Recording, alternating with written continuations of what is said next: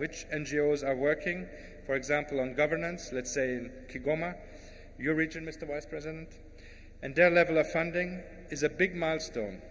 I believe it will galvanize the entire NGO sector in Tanzania and possibly inspire neighboring countries to adopt a similar system. But also, I very much hope that this new tool will be used by other government departments, such as the Ministry of Finance, in planning and reporting on funds invested in the NGO sector to further enhance governance appreciation of NGOs in the national development.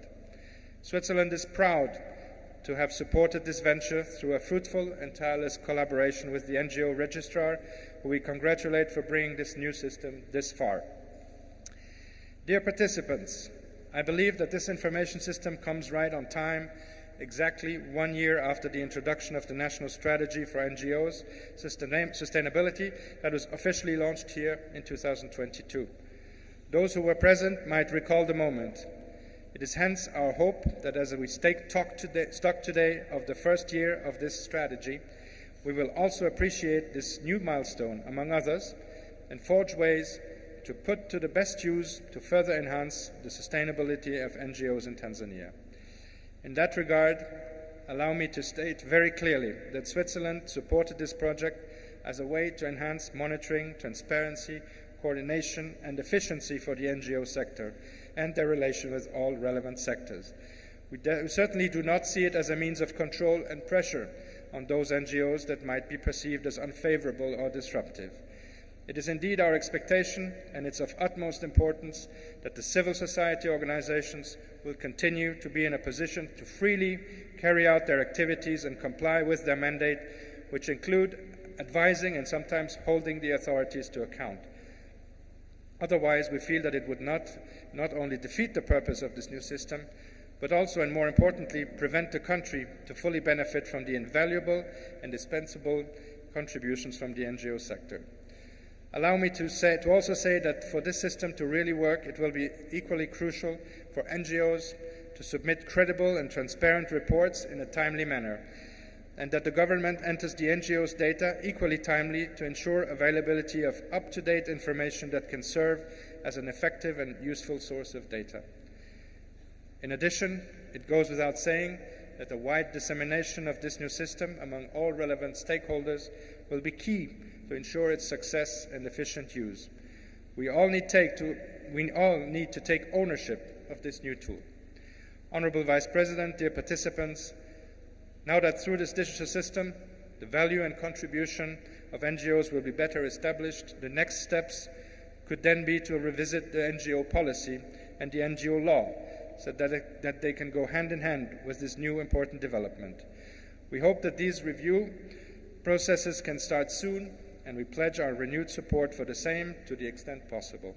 With this, let me conclude by congratulating once again the organizers for this very successful and fruitful annual meeting.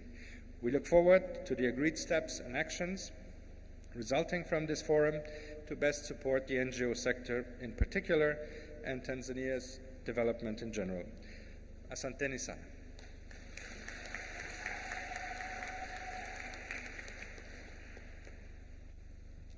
Asante, Naibu Balozi wa Uswisi. Mheshimiwa mgeni rasmi, mabibi na bwana, naomba tumpigie makofi Kaimu Balozi wa Umoja wa Ulaya, Mheshimiwa Emilio Rossetti. Karibu.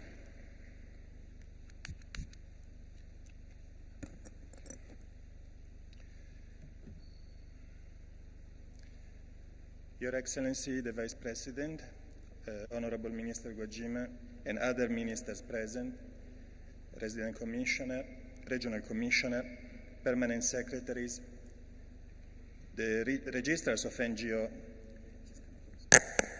distinguished guests, Mambibina Babwana, habari za asubuhi.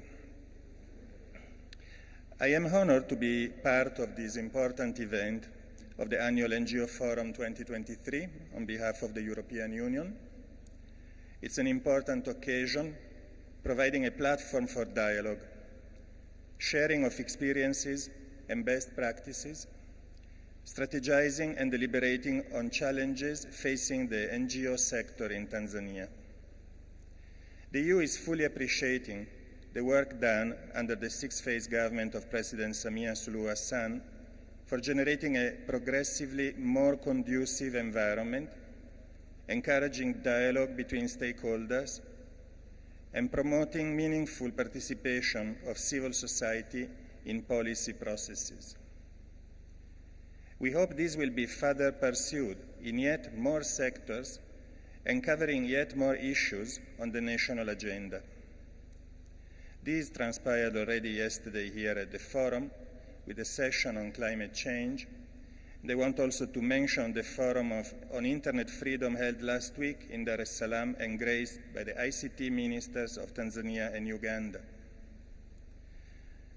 Your presence here, Your Excellency Vice President, is the confirmation of political will and leadership that can lead to further enhancement of space for consultation and advocacy, space for interaction and participations, as well as the further improvement of operating rules and legal frameworks. I do realize, however, that a question may rise.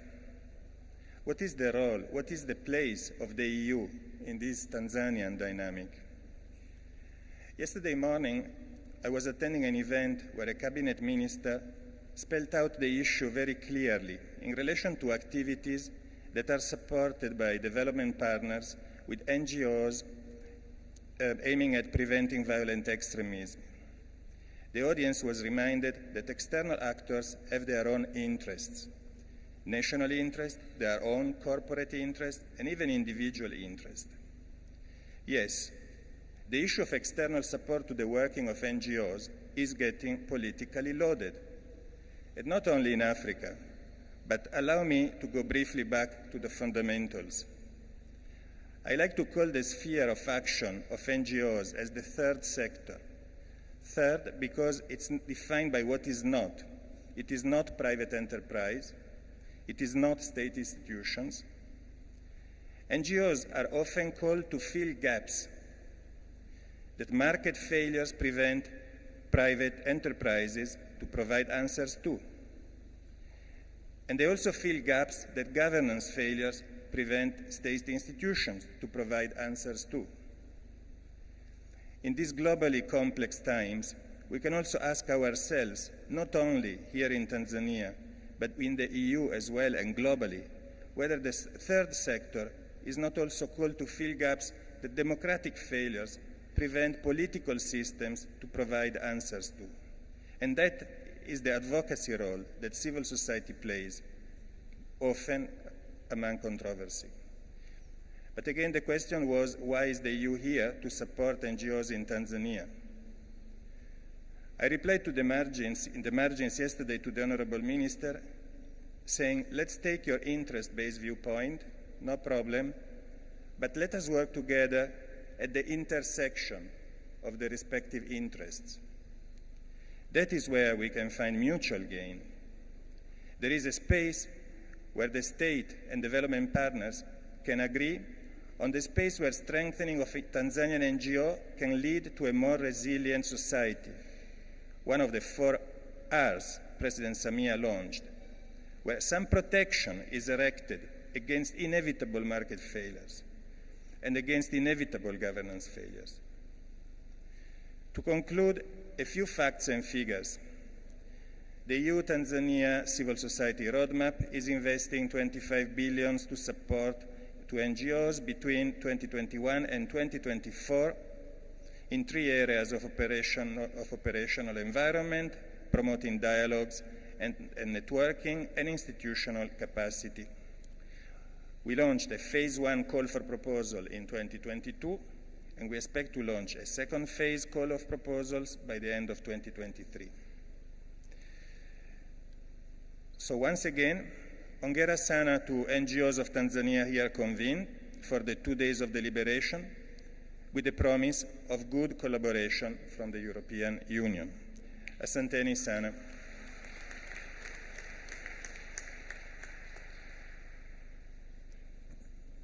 Asante Mheshimiwa Emilio, na kusikia unazungumza Kiswahili vizuri sana.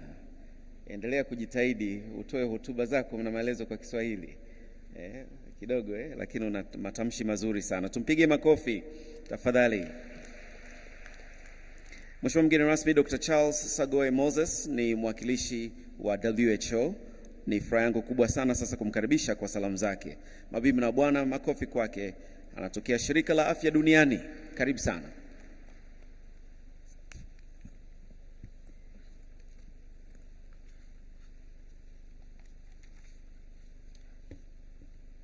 Thank you very much, Master of Ceremonies. Your Excellency, the Vice President of the United Republic of Tanzania, Dr. Philip Mpango, the Honorable Minister of Community Development, Gender, Women and Special Group, Dr. Dorothy Gwajima, Deputy Ministers and Regional Commissioner, the Permanent Secretary of the Ministry, other distinguished invited guests who are gathered here, please allow me to stand by the protocol that is already established. Thank you.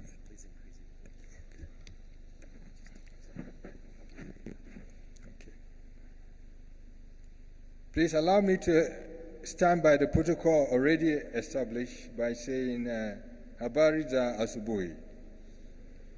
I am indeed honored to be here to represent my organization, the World Health Organization, and indeed the entire UN community on this very important occasion. I would like to first of all thank the ministry for inviting me to participate in the launching of the digital NGO mapping platform. Your Excellency, the Vice President, I take this opportunity to congratulate the government of Tanzania and the leadership of the ministry for ensuring that Tanzania is among the few countries in the WHO African region that have a functional digital mapping platform for NGOs. This indeed is a significant milestone that will undoubtedly catalyze and foster strategic partnership and collaboration with key stakeholders with an aim to achieve the SDGs. Indeed, the value of social society and economic development in achieving health for all cannot be overstated. These organizations have a strong footprint in the community that we serve and a holistic understanding of our people at the grassroots level. They have practical experience, are well positioned to reach the mixed communities, how to reach areas, and to generate demand for health services. This initiative, therefore, presents a unique opportunity to identify and bring together organizations across a wide range of sectors and disciplines who have an interest and a responsibility to reach and serve their communities. By the click of a button, this platform will enable us to profile organizations by physical location, scope, thematic areas, capacity, and priorities. Furthermore, it gives us capacity to assess the current status of civil society action in the country, including the challenges, the gaps, the capacity needs, and opportunities. Your Excellency, this year marks the 75th anniversary of the World Health Organization, and it serves as a stark reminder of our goals to ensure that everyone everywhere can attain the highest level of care and well-being. This year, we look back at public health successes that have improved the quality of life over the past 7 decades. Of these, partnership has indeed been a major pillar of the WHO's transformation to help the world achieve health for all. Over the past 3 years, Tanzania, together with the rest of the world, experienced one of the greatest outbreaks in history. This, along with many others, has taught us that we cannot win without involving our communities.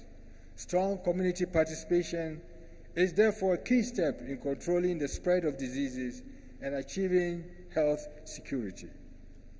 Therefore, strengthening our work with civil society has been a key priority for us in WHO.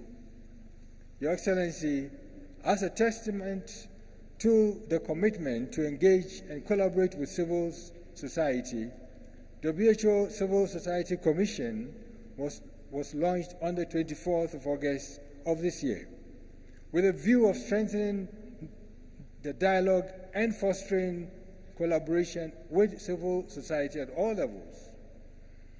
We believe in so doing, we would listen to the voices of the people and the communities that we serve and accelerate the attainment of health for all and health-related SDGs.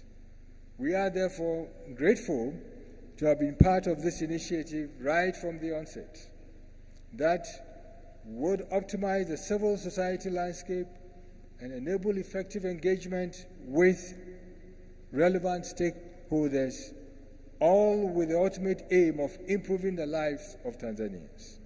Your Excellency, I would like to assure you that WHO and the entire UN stand committed to continue the support to the government by committing both human and financial resources necessary to optimize civil society engagement so that we can all achieve health for all.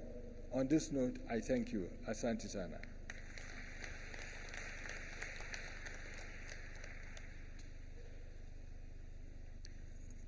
Nasi tunakushukuru sana. Mheshimiwa mgeni rasmi, tumepata bahati kubwa sana ya kuwa na mwenzetu mkurugenzi mtendaji bodi ya uratibu wa mashirika yasiyo ya kiserikali nchini Uganda, ndugu Stephen Okello miongoni mwetu. Ametusikiliza, nasi tumemsikiliza, tumeelimishana na kuelewana, na tunampa nafasi sasa ya kutoa salamu zake. Naomba tumpigie makofi mengi sana mwenzetu Stephen Okello. Karibu sana. Religious and faith-based organizations, the development partners present, the private sector present, the National Council and all the NGO representatives, all invited guests, ladies and gentlemen, all protocol observed.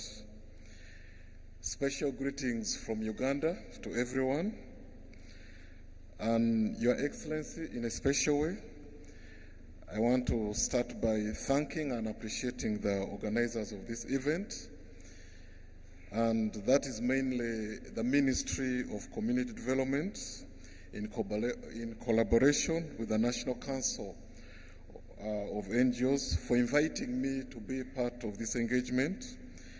I want to thank the NGO board chairperson who is seated right next to you, and also the registrar who have in these last few days that I've been here given me all the assistance and guidance around, and also have brought me up to speed in relation to NGO operations in Tanzania.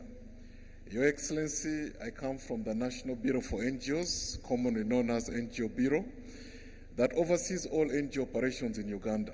We register them, we monitor them, and we ensure that they are complementing the government and are compliant in everything that they're doing. Your Excellency, such engagements that I am so proud to be a part of today provide a platform where different state and non-state actors engage in order to foster mutual understanding through the exchange of ideas and the different perspectives. It also helps to motivate stakeholders to work together towards a common vision and also take stock of commitments that are made. It further helps the government to listen and take note of any issues or concerns that are coming from the NGO sector, with the essence of understanding each other to forge and foster a common goal for the good of the country as a whole. This, however, calls for an open-minded attitude. It also calls for a certain level of trust.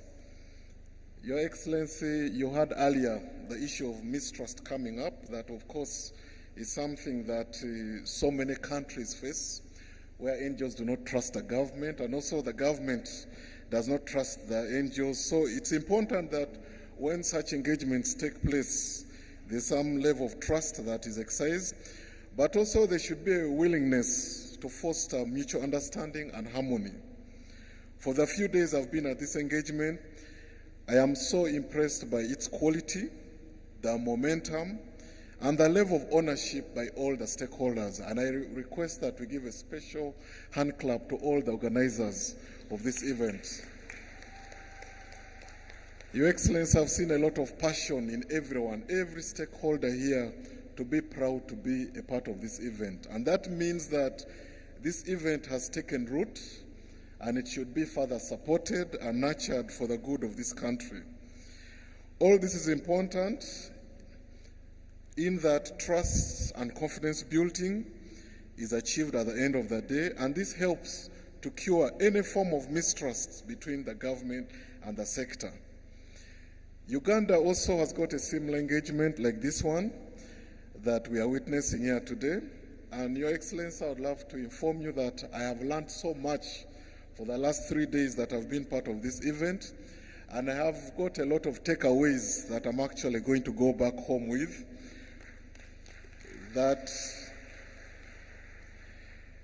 in Uganda, ours, instead of having a 3 days event, we always have a single day event.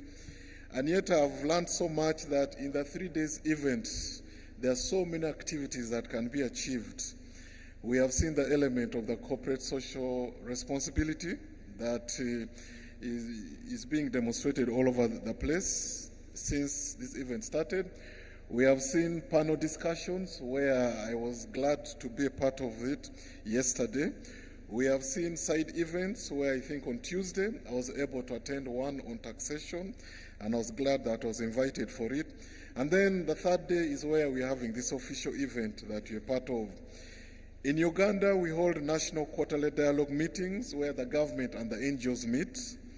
The NGO sector prepares an issues paper outlining all the issues that they want the government to respond to.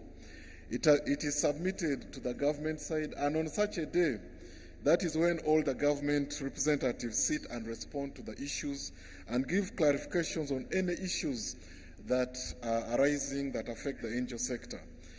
However, we do not only stop at the national level in Uganda. We also move further to the regional levels where we have what are called regional reflection meetings.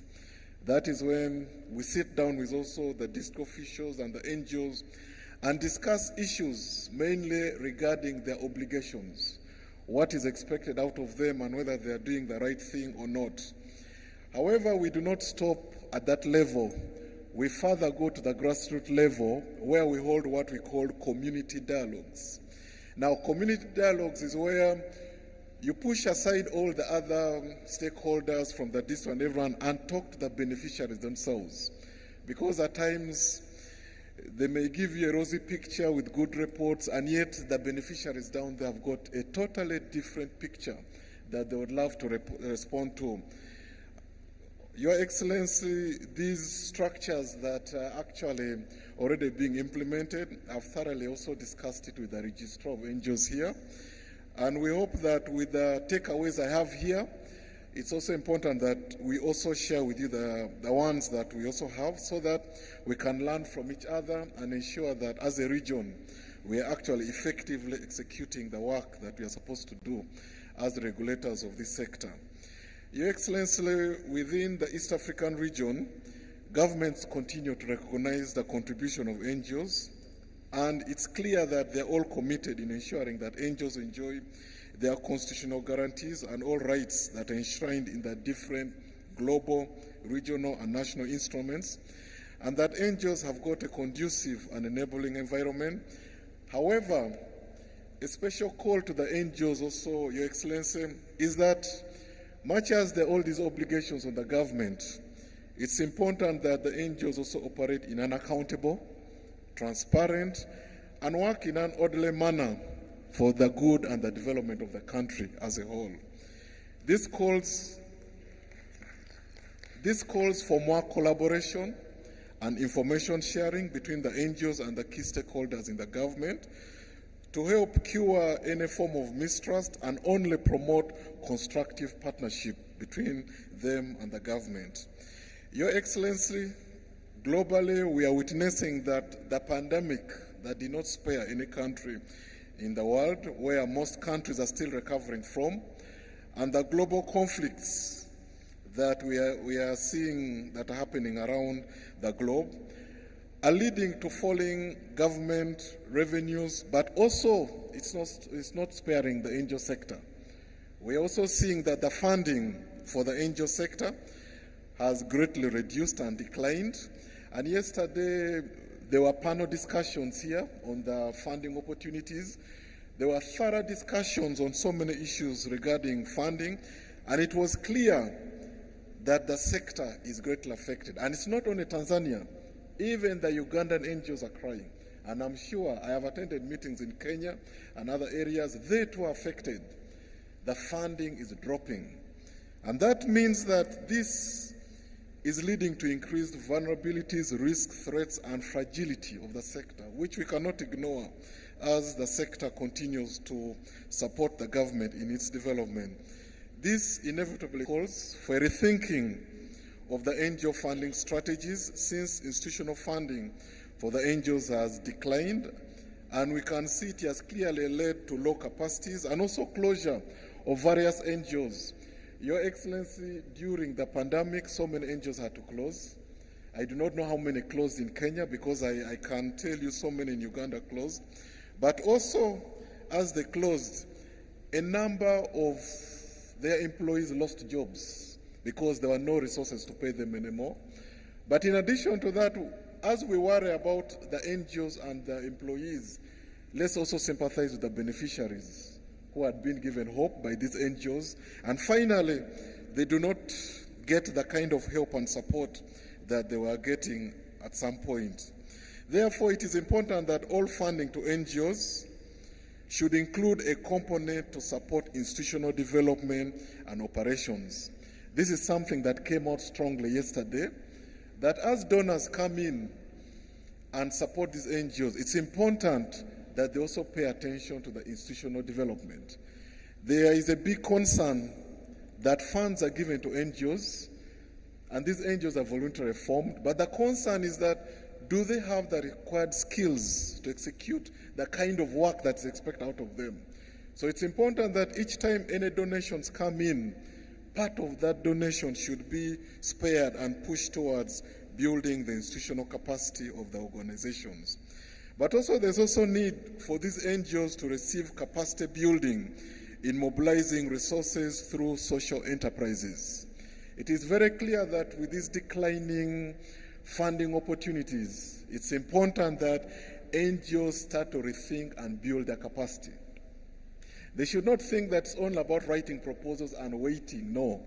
It's high time that internally they need to change a lot of their approaches in order to ensure that they are still surviving even after these taps all dry. Your Excellency, is very clear that almost all the NGOs in this region, Uganda is not spared too. I can confidently tell you that 98% of these NGOs rely on foreign donations. What happens when those donations stop? Let's worry about that. That tomorrow, if let me say all the donors pull out, will this room be filled like this? Because so many of them have closed, and it happens, and we witness it all the time. Today, you arrived, you went through, and you showed all these exhibitions, but will they be there the next time you come if this funding actually stops? So it's important that NGOs undertake research to understand why institutional funding is reducing, to inform advocacy around institutional funding. Let them not just assume that they already understand the situation. No, it's important that they start to invest in research so that they understand. And the research, you will also have to involve other NGOs across the other East African countries.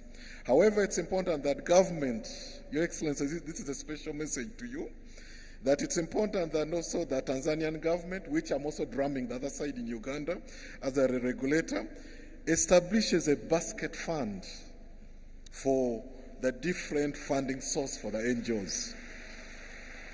Your Excellency, why am I making this special plea for the basket fund? And I'm sure NGOs here are worried and are concerned, why is a Ugandan making this plea? It is high time this is done, because there is a component called the private sector. But the private sector can do a lot in supporting this NGO sector. But if these NGOs themselves approach the private sector, would they get the kind of support they need? The answer is no. But if the government came in to open a basket and then spoke to the private sector to support, in addition to what the donors are bringing in, I can assure you that a lot of support would come in to this sector and would not only wholly rely on donations coming from out of the country only. Your Excellency, the basket I'm talking about is not a basket for international NGOs. It's not a basket for continental NGOs coming from out of this country. But it's a basket that is supposed to support your local NGOs that are operating at the grassroots to effectively co-create and implement social programs. Yesterday, some of the reactions we were getting here, there was a cry that the indigenous local NGOs at the grassroots levels are being forgotten. They are not receiving the support that they need.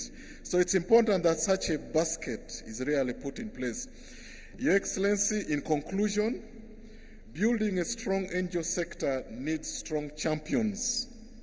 And I can guarantee and assure you that in the last 3 days I've been here and witnessed, this country has got a lot of strong champions, both in the sector and also talking to some key champions in the sector, but also in the government side.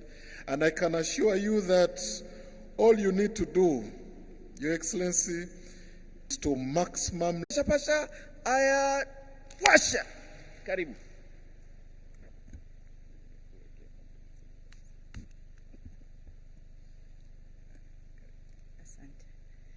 Mheshimiwa Dr. Philip Isdori Mpango, Makamu wa Rais wa Jamhuri ya Muungano wa Tanzania, Mheshimiwa Dr. Dorothy Gwajima, Waziri wa Maendeleo ya Jamii, Jinsia, Watoto na Makundi Maalum, waheshimiwa mawaziri wengine mlioko hapa, Mheshimiwa Rosemary Chisenyamule, Mkuu wa Mkoa wa Dodoma, Daktari Dr. Seifu Abdalla Shekalage, Katibu Mkuu Wizara ya Maendeleo ya Jamii, Jinsia, Wanawake na Makundi Maalum, ndugu makatibu wakuu wengine mlioko hapa, dada yetu na mama yetu Mama Mwantumu Mahiza, mwenyekiti wa bodi ya uratibu wa mashirika yasiyo ya kiserikali, Mheshimiwa dada yetu Fatma Taufik, mwenyekiti wa kamati ya kudumu ya Bunge ya Ustawi wa Maendeleo ya Jamii, dada yetu Viknes Mayao, msajili wa mashirika yasiyo ya kiserikali, Bwana Ahmed Khalid Abdalla, mrajis wa jumuiya zisizo za kiserikali Zanzibar, Bwana Steven Okero, mkurugenzi mtendaji wa Ofisi ya Taifa ya Mashirika yasiyo ya kiserikali Uganda, Bwana Revocatus Sisono, katibu mkuu wa Baraza la Taifa la Mashirika yasiyo ya kiserikali na Kongo, ndugu viongozi mbalimbali wa chama na serikali mlioko hapa, waheshimiwa wabunge na madiwani mlioko hapa. Yote nianze kwa kumshukuru Mwenyezi Mungu kwa kutuwezesha kufika hapa salama na kukali. Natambua kuwa wengi wetu hapa wamesafiri kutoka katika mikoa ili waweze kushiriki katika tukio hili ambalo ni muhimu kwa mustakabali wa sekta ya mashirika yasiyo ya kiserikali na taifa kwa ujumla. Pili, napenda kutumia nafasi hii kwa niaba ya Baraza la NGO, Baraza la Taifa la Mashirika Yasiyo ya Kiserikali na Kongo na mashirika yasiyo ya kiserikali kwa ujumla kukushukuru wewe kama mgeni rasmi kwa moyo wa dhati kabisa kwa kukubali mwaliko wetu wa kuja kujumuika nasi leo. Nafahamu una majukumu mengi ya kitaifa, lakini umetoa kipaumbele katika shughuli hii. Tunakushukuru sana Mheshimiwa Makamu wa Rais. Mheshimiwa Makamu wa Rais, napenda pia kuwashukuru sana viongozi, management na watumishi wa Wizara ya Maendeleo ya Jamii, Jinsia, Wanawake na Makundi Maalum chini ya uongozi madhubuti wa mwanamke mahiri na jasiri, hususan katika mapambano dhidi ya ukatili wa kijinsia kwa watoto, dada yetu na rafiki yetu Dr. Dorothy Gwajima, kwa ushirikiano mzuri aliotupatia na anaotupatia katika utekelezaji wa majukumu yetu kama sekta ya Azaki. Tunashukuru sana. Kipekee natoa shukrani zangu za dhati kwa Bodi ya Uratibu wa Mashirika Yasiyo ya Kiserikali inayoongozwa na Hajat Mwantumu Mahiza na Ofisi ya Msajili ya Mashirika Yasiyo ya Kiserikali inayoongozwa na Bi Thickness Mayao kwa kazi kubwa wanaoifanya katika uratibu wa shughuli za mashirika yasiyo ya kiserikali kwa upande wa Tanzania bara, lakini pia uratibu wa maandalizi ya Jukwaa la Mashirika Yasiyo ya Kiserikali kwa mwaka wa 3 mfululizo tangia mwaka 2021 hadi sasa. Tunashukuru sana. Mheshimiwa Makamu wa Rais, napenda pia kutumia fursa hii kuwashukuru wadau mbalimbali waliofanikisha haya yote unayoyashuhudia siku hii ya leo. Kwa namna ya kipekee nitambue mchango mkubwa uliotolewa na ubalozi wa Uswisi nchini Tanzania kupitia SDC, WHO, EU, ubalozi wa Canada, shirika la LSF, shirika la THRDC, Plan International, MDH, Legal and Human Rights Center, Amani Girls, CBM, benki ya NMB, benki ya CRDB, Mentosori, Malala Fund, NCA, Femina Hips, BBC Media Action, Black Maendeleo, CCBRT, Foundation for Civil Society, Good Neighbors, Mese Corps, NIRAS Tanzania, PDF na Trias Tanzania. Wadau wengine pia tunapenda kuchukua nafasi hii kuwashukuru ni Turkish Maarif, Water for People, World Renew, Zainab Foundation, Care International, Friends of Plaster House, Peram Tanzania, Relief Initiative, Forum CC, Freedom House, Media for Development and Advocacy, Bakartil, Internews, Shidefa Plus, Action AIDS, Youth Rehabilitation, Food for Children, pamoja na wadau wengine wote ambao kutokana na muda nisingeweza kuwataja wote, lakini tunatambua umuhimu wako na tumetambua mchango wao na tunashukuru sana. Kama ambavyo wataona tumeweza kuwaweka kwenye mabango yetu. Niseme tu najivunia kuona na Kongo imarika na kuongeza wadau wengi zaidi. Tunawashukuru.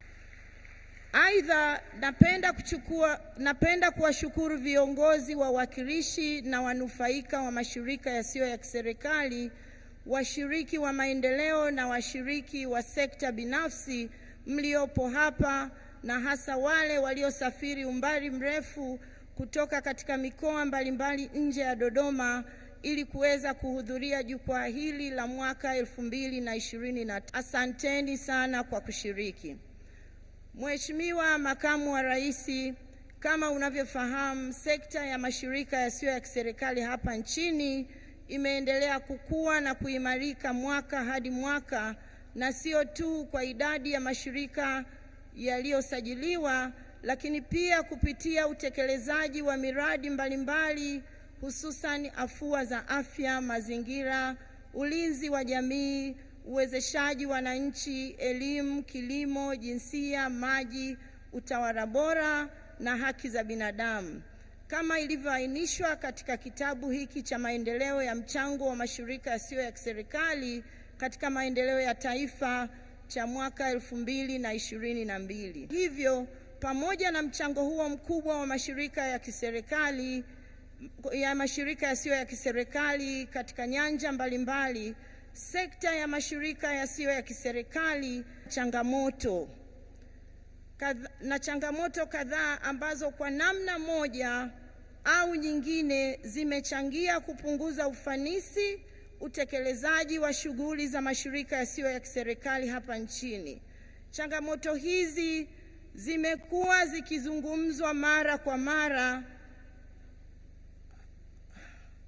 Hatuna budi kuzirudia tena, na ninaomba Mheshimiwa mgeni rasmi utusaidie kuhakikisha changamoto hizi zinaweza kutatuliwa, kwani tunafahamu kwamba serikali inatupenda na sisi ni jeshi lake, na uwezo wa kuzitatua changamoto hizi na kupatia ufumbuzi inazo.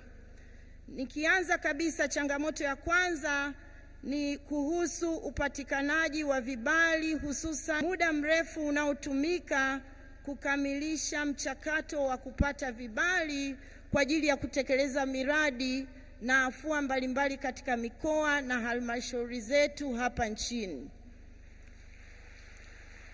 Mheshimiwa mgeni rasmi, sote tunafahamu kwamba serikali ina nia njema, serikali inatupenda wanazaki, lakini kitendo cha kuchukua mchakato ambao hauna mwisho katika kutoa kibali kimekuwa ni kikwazo na changamoto ndani ya sekta yetu.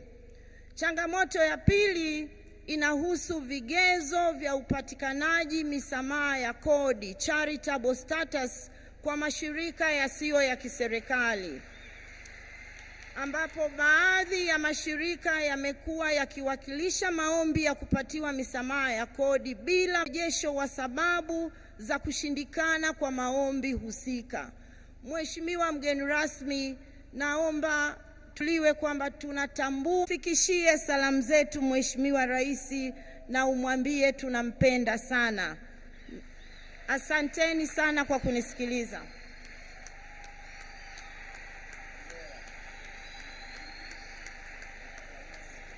Simameni basi mumshangilie mwenyekiti. Simameni na makofi mengi sana mwenyekiti wetu. Mwenyekiti, naomba usimame na wewe uwapokee tafadhali wananakongo, wanakupongeza kwa hotuba bora, jasiri na shupavu, si ndio? Makofi kwake mwenyekiti wetu. Tulipanga kitu hapa kuweza kukusherehesha mwenyekiti wetu. Kwaya yangu ya Wizara ya Maendeleo ya Jamii, naomba msimame tafadhali mabibi na bwana, watu wapigie makofi mengi sana. Wanakuja hapa mbele sasa.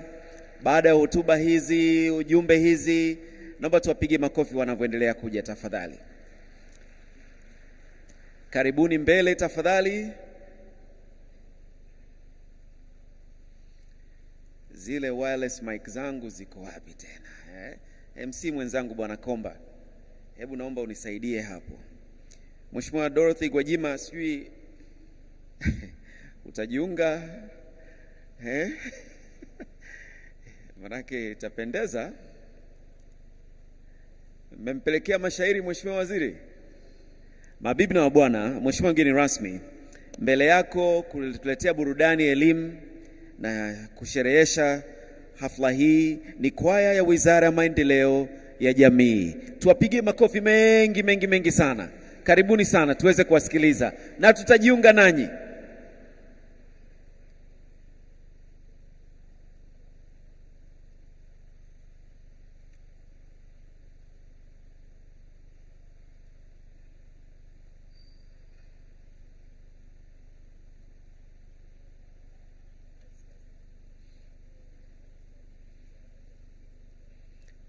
Haya, studio, twende kazi. Mimi na hamu sana kuwasikia.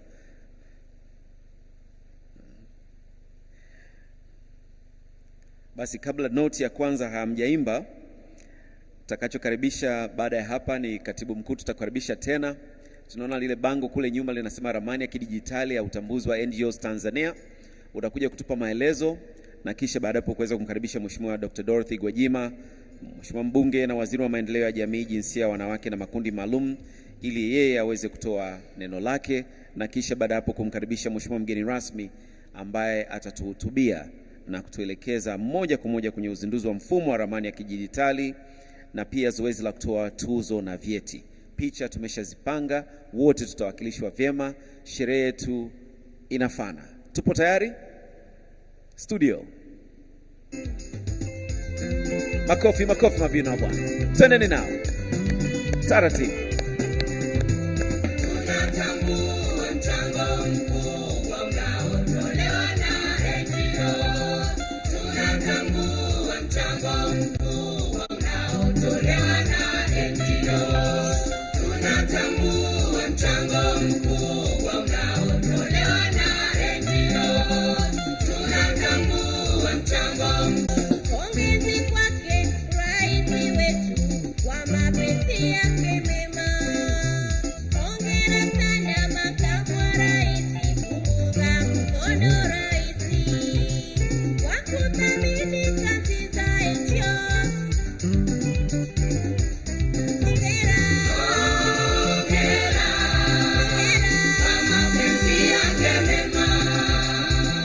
Amekuwa chachu maendeleo ya NGOs. Hongera kwa mapenzi yake mema. Amethamini kazi za NGOs. Amethamini kazi za NGOs. Za kuleta maendeleo na ustawi wa jamii. Za kuleta maendeleo na ustawi wa jamii.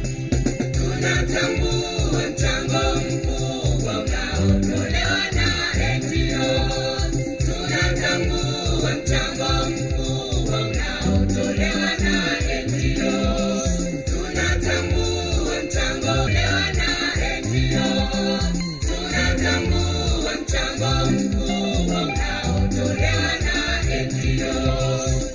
Mtazamo wake thabiti uendelevu wa NGOs. Mtazamo wake thabiti. Mtazamo wake thabiti uendelevu wa NGOs. Mtazamo wake thabiti.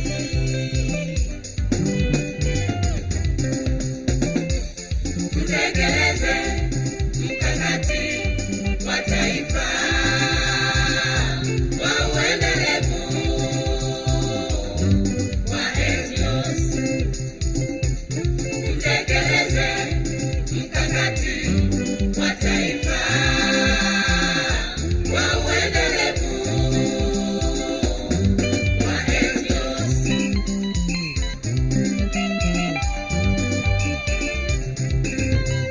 Hakika tunatambua mchango wenu kwenye ajira. Twende pamoja tekeleza mipango ya taifa. Tusizifumbie macho NGOs zinazokiuka utaratibu. Shime kwa NGOs. Endelea kuchapa kazi. Shime kwa NGOs. Endelea kuchapa kazi. Juhudi zenu tumeziona. Endelea kuchapa kazi. Kuelimisha jamii. Endelea kuchapa kazi. Kutoa huduma za afya. Endelea kuchapa kazi. Shime kwa NGOs. Endelea kuchapa kazi. Shime kwa NGOs. Endelea kuchapa kazi.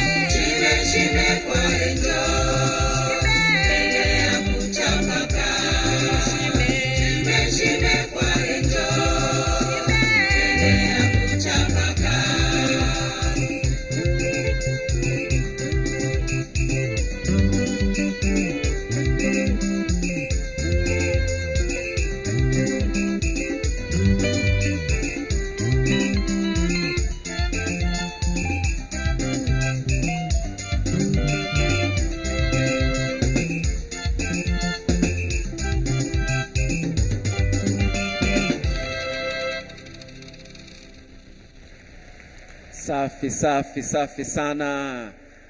Makofi mengi kwenu, hongereni sana, imependeza sana, wimbo mzuri kweli. Na hongereni sana. Naomba tafadhali kwaya master. Kwaya master naomba upande hapa juu. Njoo bana tuzingatie kidogo mambo mazuri. Naomba tuwapigie makofi mengi sana. Maneno yanasemaje, tuzingatie nini?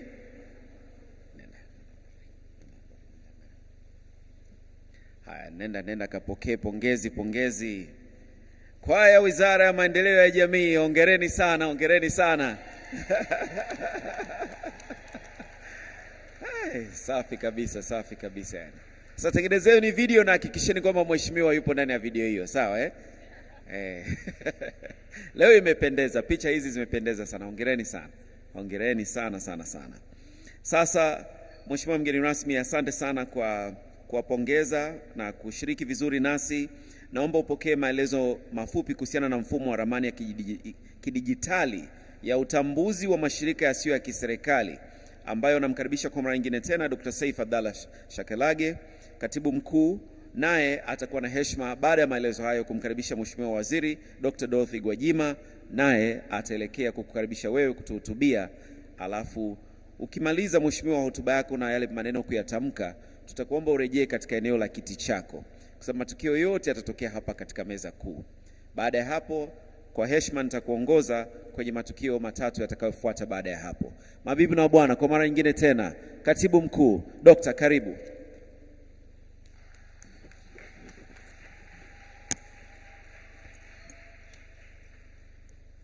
Mheshimiwa Makamu wa Rais wa Jamhuri ya Muungano wa Tanzania, naomba nichukue muda huu mchache kuweza kutoa maelezo mafupi kuhusu ramani ya kidijitali ya utambuzi wa mashirika yasiyo ya kiserikali, ambayo wewe Mheshimiwa mgeni rasmi punde utazindua mfumo huo. Mheshimiwa mgeni rasmi, ramani ya kidijitali ya utambuzi wa mashirika yasiyo ya kiserikali imejengwa kufuatia changamoto ya kiutendaji kuhusu baadhi ya mashirika yasiyo ya kiserikali kutekeleza miradi na afua mbalimbali zinazofanana katika eneo moja na kwa walengwa wa aina moja. Mheshimiwa mgeni rasmi, kutokana na changamoto hiyo, Mheshimiwa Waziri wa Maendeleo ya Jamii, Jinsia, Wanawake na Makundi Maalum alitoa maelekezo ya kufanya utambuzi wa mashirika yasiyo ya kiserikali afanyika tarehe 26. Mheshimiwa Makamu wa Rais, katika kuongeza ufanisi na uratibu wa mashirika yasiyo ya kiserikali, Wizara ya Maendeleo ya Jamii na hivyo kujenga ramani ya utambuzi wa mashirika yasiyo ya kiserikali kwa njia ya kidijitali taasisi za serikali. Mheshimiwa Makamu wa Rais, ramani hiyo tutakuomba uizindue hivi punde na watu ndaka rasmi. Mheshimiwa Makamu wa Rais, ramani hii imejengwa na wataalamu wetu wa ndani kutoka idara ya sosiolojia na anthropolojia ya sayansi ya kompyuta na uhandisi ya Chuo Kikuu cha Dar es Salaam chini ya ufadhili wa Serikali ya Jamhuri ya Muungano wa Tanzania kushirikiana na ubalozi wa Uswisi na Shirika la Afya Duniani. Mheshimiwa mgeni rasmi, ni kuonyesha kwamba wataalamu wetu ndani ya nchi wanaweza kufanya mambo haya na wala hatuhitaji kupata wataalamu kutoka nje kufanya jambo hili kutoka Chuo Kikuu cha Dar es Salaam. Mheshimiwa Makamu wa Rais, faida za ramani hii zitasaidia utambuzi wa pamoja wa kujua mahali shirika lilipo, kujua eneo la utekelezaji wa miradi ya mashirika na miradi hiyo, lakini pia kuuliza na kupata majibu moja kwa moja lakini Mheshimiwa Makamu wa Rais, pia kujua mashirika yaliyokiuka vigezo vya usajili wake, kujua mchango wa mashirika kupitia fedha za miradi, kujua kila idadi ya mashirika kwenye kila mkoa, wilaya na halmashauri, lakini pia kujua miradi inayotekelezwa kwa wingi au uchache katika mkoa fulani. Mheshimiwa Makamu wa Rais, hii itasaidia sana kwenye ngazi ya wizara, lakini pia kushirikiana na wizara nyingine kwa sababu watakuwa wanaona kuweza kuzipanga mashirika haya kwenye maeneo ambayo mashirika ni machache na maeneo ambayo pia kuna uhitaji mkubwa. Mheshimiwa Makamu wa Rais, nashukuru sana kwa maelezo hayo, lakini pia wakati wa kuzindua mfumo ule kutakuwa na maelezo mafupi. Asante sana na kushukuru sana.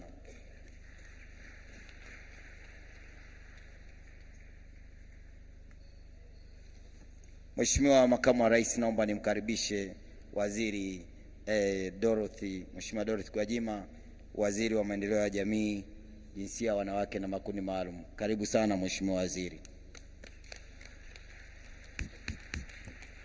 Makofi, makofi, shangwe na vigelegele kwa waziri wetu. Nasikitika tu kupewa microphone, nilikuwa na hamu nisikie sauti yake na yeye. Labda tutamkufundisha yale maneno katika ule wimbo. Karibu sana mheshimiwa. Asante sana MC. NGO safi na Kongo oye. Azaki. Mheshimiwa mgeni rasmi wetu, Makamu wa Rais wa Jamhuri ya Muungano wa Tanzania, safi. Punga mkono kwake kama unasema safi. Nyosha mkono namna hii. Dr. Isidore Philip Mpango oye. Sasa amejisikia kweli nyinyi mlimuhitaji, mmemwalika na ameridhia yuko pamoja na nyie kwa mikono hiyo ambayo mmepunga. Mheshimiwa Dr. Philip Isidore Mpango, Makamu wa Rais wa Jamhuri ya Muungano wa Tanzania na mgeni wetu rasmi kwenye shughuli hii ya leo, kwa ridhaa yako naomba nifupishe itifaki niseme meza kuu yote, natambua wote waliotambulishwa hapa pamoja na wageni wetu wote waalikwa, mabibi na mabwana, kama ambavyo utambulisho ulifanyika. Lakini nitambue sio kwa bahati mbaya au tu sijui ilikuwa kumtambulisha mwenye shughuli, mkurugenzi wa NGO, msajili wetu Vikness Mayao, naomba asimame apunge mkono. Katibu mkuu amesema alitaka mpambe sana baadaye, kwa hiyo namwachia yeye. Mimi nimekutambua tu hapa ili mgeni rasmi ajue upo mama shughuli. Baada ya kusema hayo, niwasalimu tena kwa jina la Jamhuri ya Muungano wa Tanzania. Asanteni sana. Mheshimiwa mgeni rasmi, Makamu wa Rais wa Jamhuri ya Muungano wa Tanzania, awali ya yote namshukuru Mungu kutuwezesha kukutana hapa siku ya leo, na kushukuru wewe binafsi kwa kukubali mwaliko wetu licha ya majukumu mengi ulionayo kuja kuwa mgeni rasmi kwenye mkutano huu muhimu. Mheshimiwa mgeni rasmi, katika kusimamia sekta ya mashirika yasiyo ya kiserikali yani NGOs, wizara yangu imekuwa ikishirikiana kwa karibu na wizara zingine za kisekta, ambapo baadhi ya viongozi wa sekta hizo wako hapa pamoja nasi na walijitambulisha, mawaziri na manaibu waziri walioweza kufika. Nachukua fursa hii kuwashukuru sana kwa ushirikiano huo. Mheshimiwa mgeni rasmi, nachukua fursa hii kutoa pongezi nyingi kwa uongozi wa Baraza la Taifa la Mashirika Yasiyo ya Kiserikali chini ya mwenyekiti wake Dr. Lilian Badi, katibu mkuu wake Bwana Revocatus Isono, pamoja na wajumbe wa baraza kwa ushirikiano walioipatia wizara, wabunge wa kamati ya kudumu ya Bunge ya Ustawi na Maendeleo ya Jamii kwa ushauri wao kwenye maendeleo ya NGOs. Kipekee namshukuru msajili wa mashirika haya Bi Vikness Mayao ambaye nimemtambulisha hapa kwa kazi nzuri anayoifanya yeye na timu yake pale kwenye idara. Mheshimiwa Makamu wa Rais, napenda kukujulisha kuwa kwa mwaka huu na Kongo wamefanikisha majukwaa kama haya katika mikoa yote 26 ya Tanzania bara, ambapo wakuu wa mikoa wameshiriki kama wenye viti na wameweza kutafuta suluhu ya baadhi ya changamoto nyingi zilizoibuliwa kwenye maeneo yao. Inathibitisha ukomavu wa sekta hii. Mheshimiwa mgeni rasmi, jukwaa hili kitaifa ni la 3, ambapo la kwanza lilikuwa mwaka 2021 na mgeni rasmi alikuwa Rais wa Jamhuri ya Muungano wa Tanzania Mheshimiwa Dr. Samia Suluhu Hassan, na la pili lilikuwa mwaka 2022 ambapo mgeni rasmi alikuwa Waziri Mkuu wa Jamhuri ya Muungano wa Tanzania Mheshimiwa Kassim Majaliwa mbunge, na la tatu ni hili ambalo wewe Mheshimiwa Makamu wa Rais ndiye mgeni wetu rasmi. Mheshimiwa mgeni rasmi, wizara yangu kupitia ofisi ya msajili wa NGOs ina jukumu la kusajili na kuratibu shughuli za mashirika haya kwa upande wa Tanzania bara ili kuhakikisha kuwa zinaleta tija kwa jamii. Mathalan, NGOs zimekuwa zikiunga mkono jitihada za serikali kupitia utekelezaji wa miradi na afua mbalimbali ikiwemo miradi ya afya, mazingira, kilimo, elimu, maji, utawala bora, nishati na uhifadhi wa jamii na uwezeshaji wa jamii, nikiyataja haya kwa uchache. Utekelezaji wa miradi hiyo umechangia kuboresha utoaji wa huduma, kuzalisha ajira, kuongeza mapato ya serikali na hatimaye kuongeza ukuaji wa uchumi kupitia ongezeko la kipato cha mtu mmoja, kaya na taifa kwa ujumla. Kwa msingi huo, wizara hii itaendelea kuboresha mazingira wezeshi kwa NGOs ili ziweze kuisaidia jamii kwa kuzingatia mipango, mikakati na vipaumbele vya taifa. Mheshimiwa mgeni rasmi, kwenye jukwaa la mwaka 2022 kama nilivyosema, mgeni rasmi alizindua mkakati wa kitaifa wa uendelevu wa mashirika yasiyo ya kiserikali unaokwenda hadi mwaka 2027. Ikiwa ni utekelezaji wa maelekezo yaliyotolewa na mgeni rasmi kwenye jukwaa la mwaka 2021, yani Mheshimiwa Dr. Samia Suluhu Hassan, Rais wa Jamhuri ya Muungano wa Tanzania. Na nitambue mojawapo ya mafanikio makubwa sana ya mkakati huu ni taasisi ya CCBRT ambayo imetoa maelezo yake kwenye maonyesho pale kwenye mabanda. Imeweza kufanikiwa kupunguza utegemezi kwa asilimia kubwa sana, na imeweza kujisimamia yenyewe kutafuta fursa nyingi sana. Hii ni moja kati ya nyingi ambazo zimefanya hivyo, na taarifa yako wa NGOs kwenye taifa letu. Hivyo tuna imani na mkakati huu tutaendelea kusimamia ili NGO zetu hizi ziweze kusimama vizuri zaidi hata pale changamoto za kidunia zinapojitokeza. Kutokana na maelekezo hayo, jana tarehe 4 mwezi wa 10 mwaka 2023, kwa mara ya kwanza kwenye jukwaa hili yameendeshwa majadiliano ya fursa za ndani na za nje, ambapo sekta binafsi ilipata nafasi ya kuelezea fursa za ufadhili zilizopo katika maeneo yao, vigezo na njia mbalimbali zinazoweza kutumiwa na NGO ili kuzipata fursa hizo.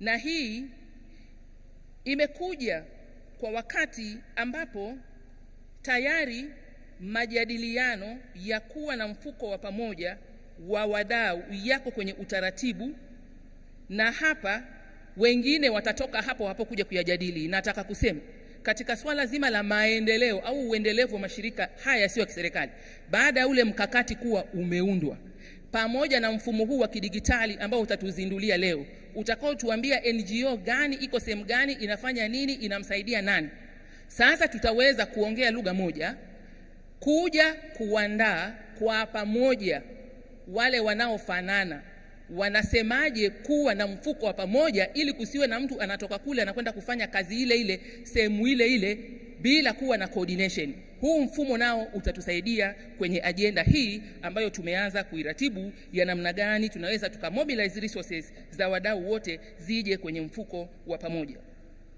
Mheshimiwa mgeni rasmi, wizara vile vile kwa kushirikiana na wadau imeendesha majadiliano kuhusu sera na sheria za kodi ili kujenga uelewa wa pamoja kati ya serikali na NGOs. Vile vile kwa mwaka huu tumepanua wigo wa majadiliano na kujadili utangamano wa Jumuiya ya Afrika Mashariki na majukwaa mengine ya kimataifa, na kama unavyoona leo kwa mara ya kwanza tumefanikiwa kuwa na msajili wa mashirika haya kama haya kutoka nchi ya Uganda. Naomba tumpongeze mgeni wetu huyu ambaye ameweza kuja kuungana nasi. Na lengo ni kubadilishana uzoefu wa uratibu ndani ya Afrika Mashariki. Pia jukwaa hili limejadili kuhusu teknolojia na ubunifu pamoja na mikakati dhidi ya mabadiliko ya tabia nchi. Kupitia majadiliano haya, serikali na NGO na sekta binafsi kwa pamoja tumebaini kuwa pande zote zinahitaji ushirikiano na ubunifu ili kufikia malengo ya ukuaji wa NGO, kuongeza fursa zaidi na kuleta tija na ufanisi, sambamba na kuzingatia misingi ya uwazi na uwajibikaji katika kutekeleza shughuli zao. Mheshimiwa mgeni rasmi, wizara itaendelea kusimamia uzingatiaji wa misingi ya uwazi na uwajibikaji wa mashirika haya na kushirikiana kwa karibu na Baraza la Taifa la NGO ili kuhakikisha mchango wa mashirika haya unaendelea kutambuliwa na kuthaminiwa. Kazi hiyo inafanyika kupitia uandaji wa kitabu cha mchango wa NGO katika maendeleo ya taifa kila mwaka, na kitasambazwa kupitia hadhira hii leo na pia kuwekwa kwenye tovuti ya wizara. Serikali imeendelea kuweka mazingira wezeshi ya utendaji kazi, ikiwemo kuanzisha madawati ya uratibu wa NGO katika sekta mbalimbali na kuimarisha mifumo ya kielektroniki ya usajili na uratibu wa NGO. Na sasa tumeongeza hii ramani ya kidigitali ya utambuzi wa NGOs ambayo imewasilishwa hapa kwa ufupi maudhui yake na katibu mkuu wangu, na itasaidia kutambua mahali NGO zilipo pamoja na miradi na afua zinazotekeleza, na jamii yetu pia itaweza kufikia ramani hii kwenye kiganja cha mkono kwa sababu itakuwa online na kuweza kushirikiana na NGO zetu vizuri zaidi kwa manufaa ya jamii na kwa uendelevu wa eneo husika NGO hiyo inapofanya kazi. Mheshimiwa Makamu wa Rais, kwa kumalizia, naomba niwashukuru wadau wote waliofadhili uandaaji wa ramani hii ya kidigitali ya utambuzi wa NGOs pamoja na waliochangia fedha, vifaa na kulipia huduma mbalimbali zilizofanikisha jukwaa hili. Wadau hawa ni wengi.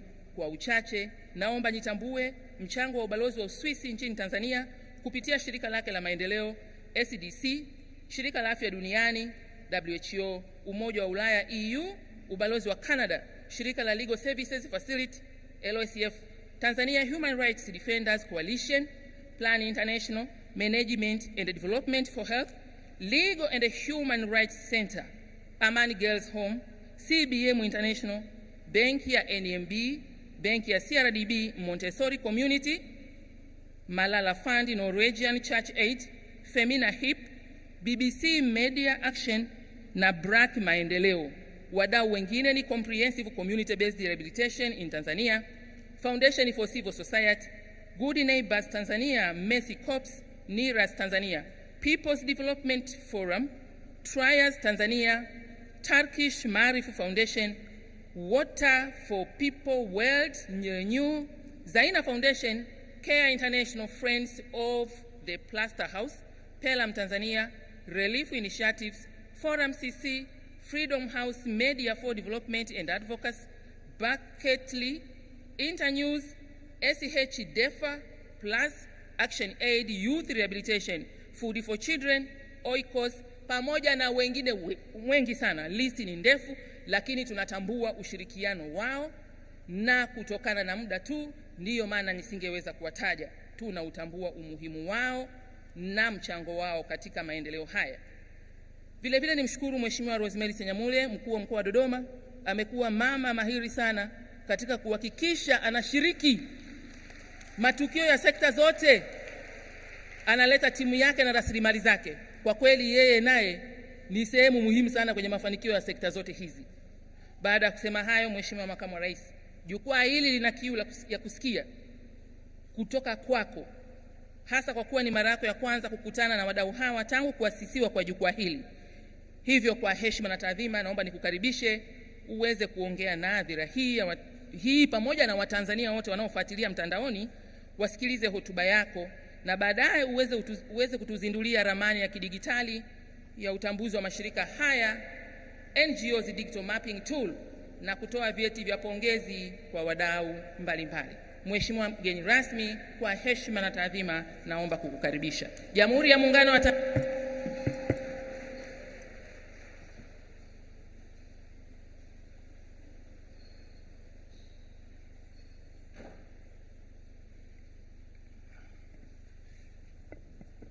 Naomba tuketi.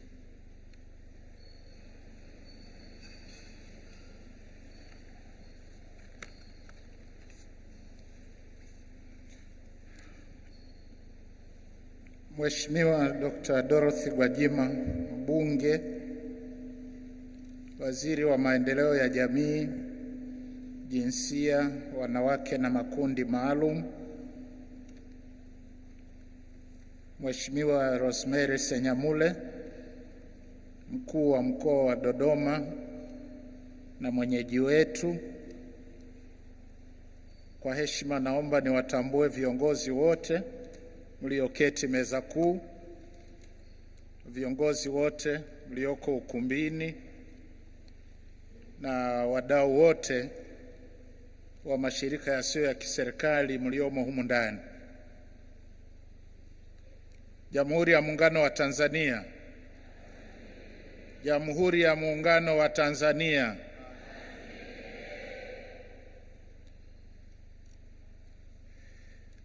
Napenda nianze kwa kumshukuru Mwenyezi Mungu kwa kutujalia afya njema na siku hii nzuri.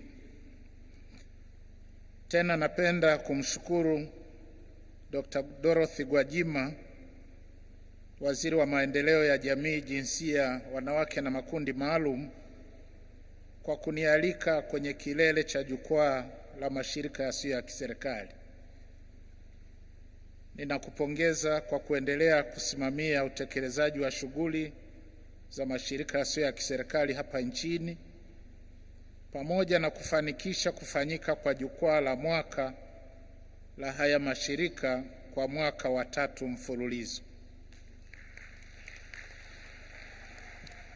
Lakini pia nalipongeza Baraza la Taifa la Mashirika Yasiyo ya Kiserikali na Kongo kwa ushirikiano mzuri na serikali, na hasa katika uratibu wa shughuli za mashirika yasiyo ya kiserikali katika taifa letu.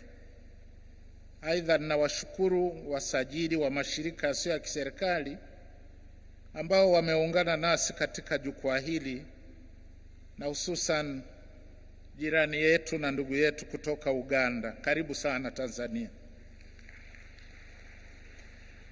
Waheshimiwa viongozi, ndugu washiriki na wageni waalikwa, serikali kwa kupitia ofisi ya msajili wa mashirika yasiyo ya kiserikali ina jukumu la kusajili na kuratibu shughuli za mashirika hayo na kuhakikisha kwamba NGOs zote zinatekeleza shughuli zake kwa uhuru na kwa kuzingatia sheria, malengo, mipango, mikakati na kwa kufuata msingi mkubwa wa uwazi na uwajibikaji. Yamekuwa yakichagiza jitihada za serikali katika kuwaletea wananchi maendeleo kupitia utekelezaji wa miradi na shughuli mbalimbali, na hasa katika sekta za afya, kilimo, elimu, maji, mazingira, utawala bora, uwezeshaji wa jamii, miundombinu, mifugo na uvuvi, na sekta nyingine mtambuka. Hakika miradi hiyo imewanufaisha wananchi wengi kijamii na imechangia katika kuboresha utoaji wa huduma mbalimbali na kuongeza fursa za ajira hasa kwa vijana wetu, wanawake na watu wenye ulemavu, pamoja na kuongeza kasi ya ukuaji wa uchumi wa mtu mmoja mmoja na taifa kwa ujumla. Sasa nimepata fursa ya kujionea shughuli mbalimbali ambazo zinatolewa au zinatekelezwa na mashirika yasiyo ya kiserikali kupitia mabanda machache ya maonesho ambayo nimeyatembelea. Na napenda niseme kwamba nilichokiona kimenithibitishia kwamba mashirika haya yanatoa mchango mkubwa sana katika kuleta maendeleo endelevu ya taifa letu, na napenda niwapongeze washiriki wote wa maonesho haya.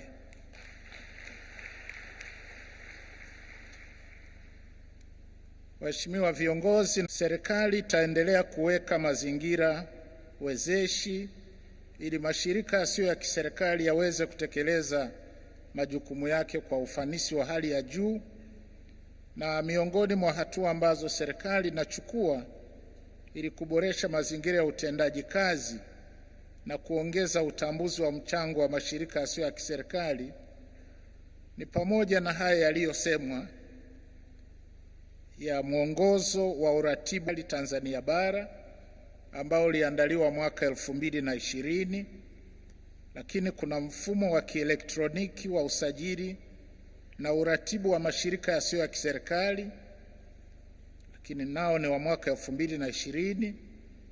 Kipo kitabu cha mchango wa mashirika yasiyo ya kiserikali katika maendeleo ya taifa kuanzia mwaka 2020 ambao unaanzia mwaka 2022-23 mpaka 2026-27.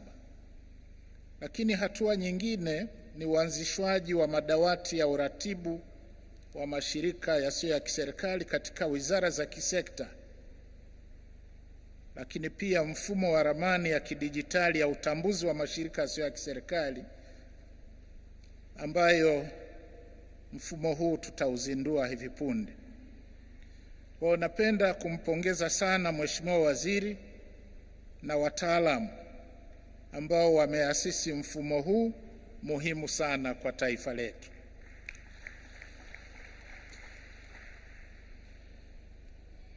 Mheshimiwa viongozi na ndugu wananchi, ninafahamu na serikali inafahamu kwamba zipo changamoto mbalimbali ambazo zimekuwa zikiathiri ufanisi wa shughuli za taasisi zisizo za kiserikali.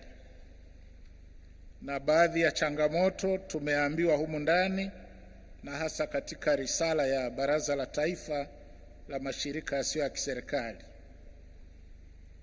Baadhi yake yamesemwa ya ucheleweshaji wa kupata vibali kwa ajili ya utekelezaji wa miradi.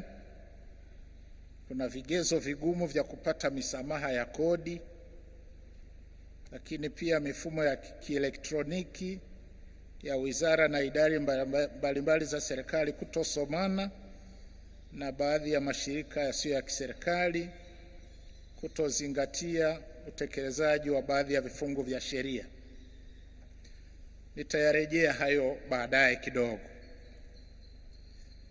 Lakini ni muhimu kwamba kwa pamoja tutafute ufumbuzi wa kudumu wa changamoto hizo. Waheshimiwa viongozi na ndugu washiriki, sasa tunapoadhimisha kilele cha jukwaa hili, yako mambo ambayo ningependa kuyawekea msisitizo, na hususan mambo manne. Jambo la kwanza ni kuhusu uwajibikaji na uwazi katika mashirika yasiyo ya kiserikali na namna zinavyotumika katika kutekeleza miradi iliyokusudiwa, na wakati mwingine kuna matumizi ya rasilimali hizo ambayo hayawiani na malengo. Kwa hiyo ninawasisitiza mzingatie uwazi, kwa kuwa ni sehemu muhimu katika kuwezesha serikali kufanya maamuzi mbalimbali yanayohusu uratibu na shughuli za mashirika yasiyo ya kiserikali, na ikiwemo misamaha ya kodi, michango ya mashirika hayo katika maendeleo ya nchi na kadhalika. Sasa nimefurahi pia kwamba ya mashirika tuzo na vyeti, na ninawapongeza wahusika wote kwa ubunifu huu.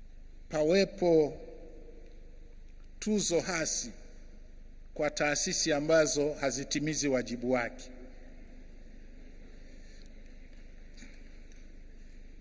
Sticks and carrots. Nadhani tutakwenda vizuri. Lakini la pili ambalo ningependa kuliwekea msisitizo ni kuzingatia maadili ya Kitanzania. Mashirika yasiyo ya kiserikali yanawajibika kutunza na kulinda maadili kwa kuheshimu mila, desturi na tamaduni za Kitanzania katika utekelezaji wa afua na programu mbalimbali. Aidha, ninawakumbusha kuzingatia sheria za nchi na kufuata miongozo mbalimbali ambayo inaratibu shughuli za mashirika yenu. Wizara ya Maendeleo ya Jamii, Jinsia, Wanawake na Makundi Maalum ninaiomba ishirikiane na wadau wengine katika kusimamia hili. Ninawaomba sana mashirika yetu yasiyo ya kiserikali hapa nchini, nawaomba sana msikubali kutumiwa. Maadili yetu mazuri ya Kitanzania lazima tuyatunze, lazima tuyalinde. Msikubali kuwa tarumbeta za watu wasiotutakia mema.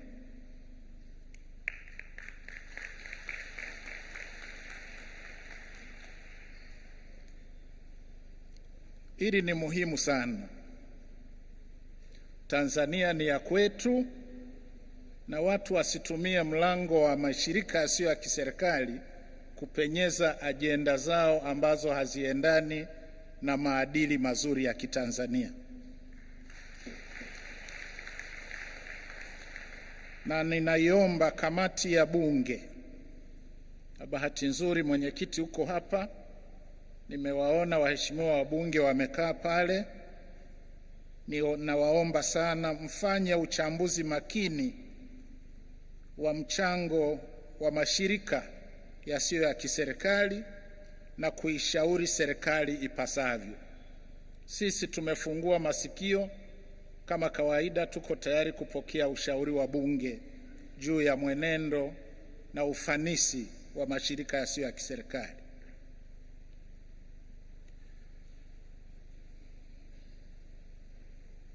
Waheshimiwa viongozi, jambo la tatu ni mabadiliko ya tabia nchi.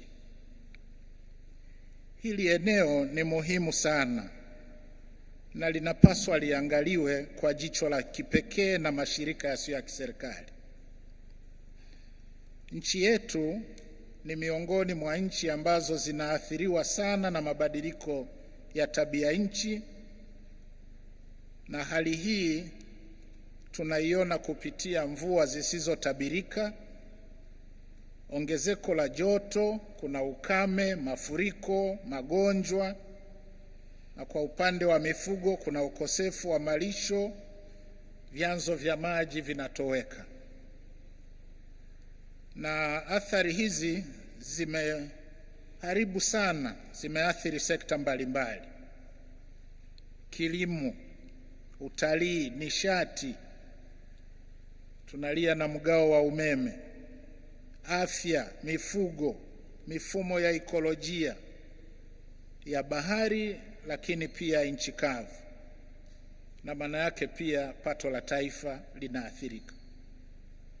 Sasa sisi kwa upande wa serikali tumeendelea kufanya jitihada mbalimbali ili kukabiliana na mabadiliko ya tabia nchi na athari zake, na kupitia ofisi ya makamu wa rais, lakini pia wakala wa misitu Tanzania TFS, mamlaka za mikoa na serikali za mitaa zimekuwa zikihimiza upandaji wa miti, kufanya kampeni za usafi wa mazingira ambazo ni endelevu, zinazozingatia kanuni za kutunza mazingira.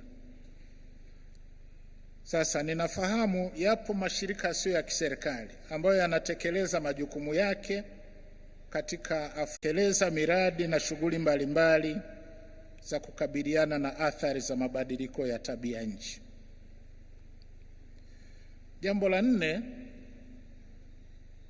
ninaridhia ombi la mwenyekiti wa bodi Mama Mwantumu, na napenda nitumie nafasi hii kuelekeza mamlaka za mikoa na wilaya katika nchi yetu zifanye kazi kwa karibu na mashirika yasiyo ya kiserikali na zifuatilie kazi zao.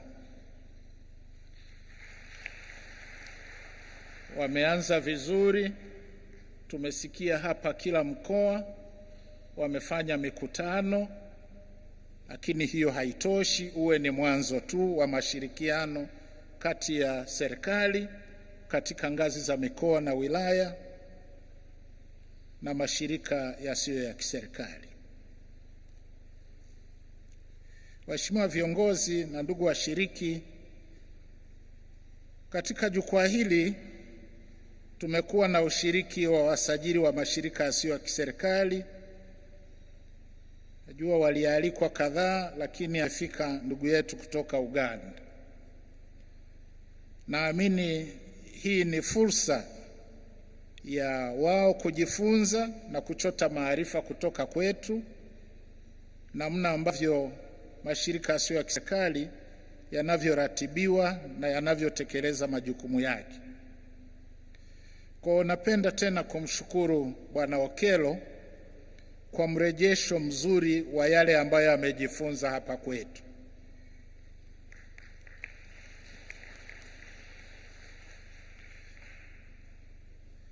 Lakini ningependa kuhimiza basi na mashirika yasiyo ya kiserikali yaliyowasilishwa humu ndani, nasi tujifunze kutoka kwa ndugu zetu wa Uganda ili kuweza kuboresha uratibu na usimamizi wa mashirika ya kiserikali.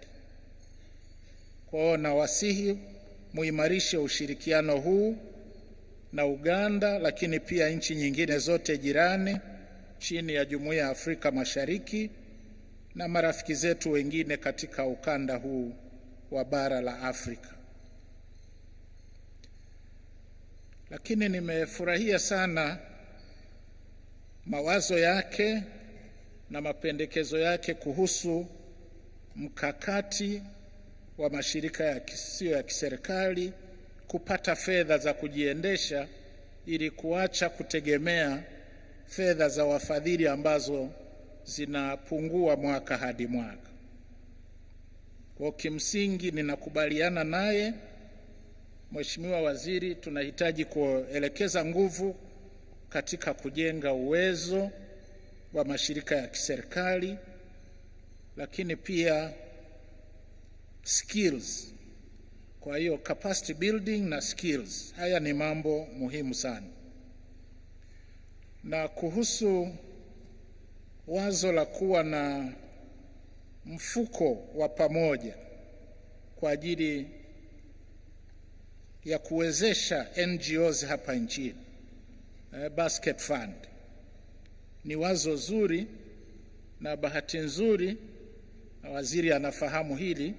Sasa kwa wale waliokuwa hawafahamu, tayari yako mapendekezo serikalini ambayo yanafanyiwa kazi ili kuweza kuanzisha mfuko huu.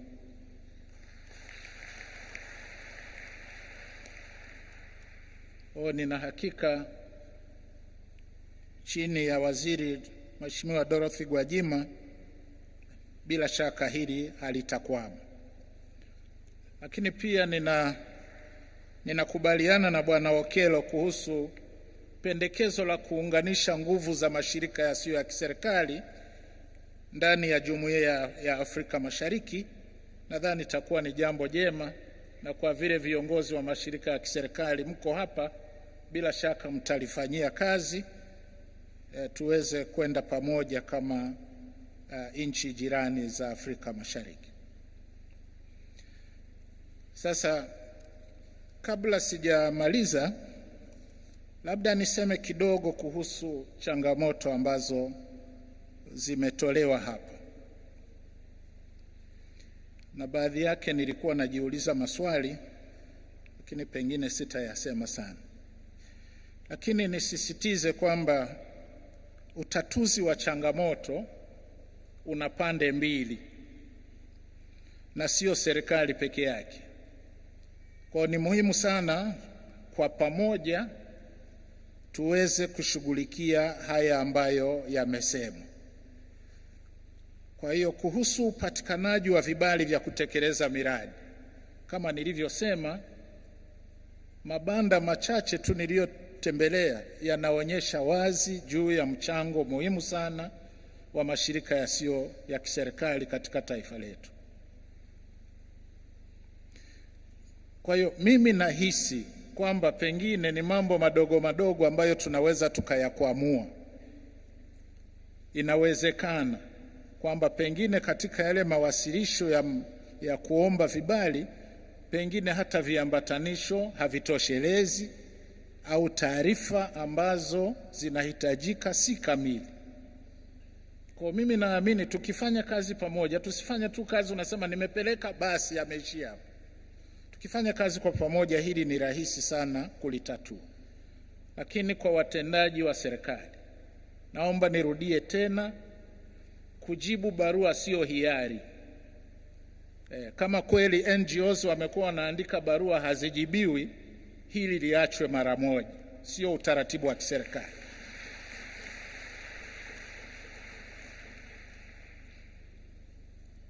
Na ni kwa wote, kila unapopata barua ni lazima ujibu, sio hiari.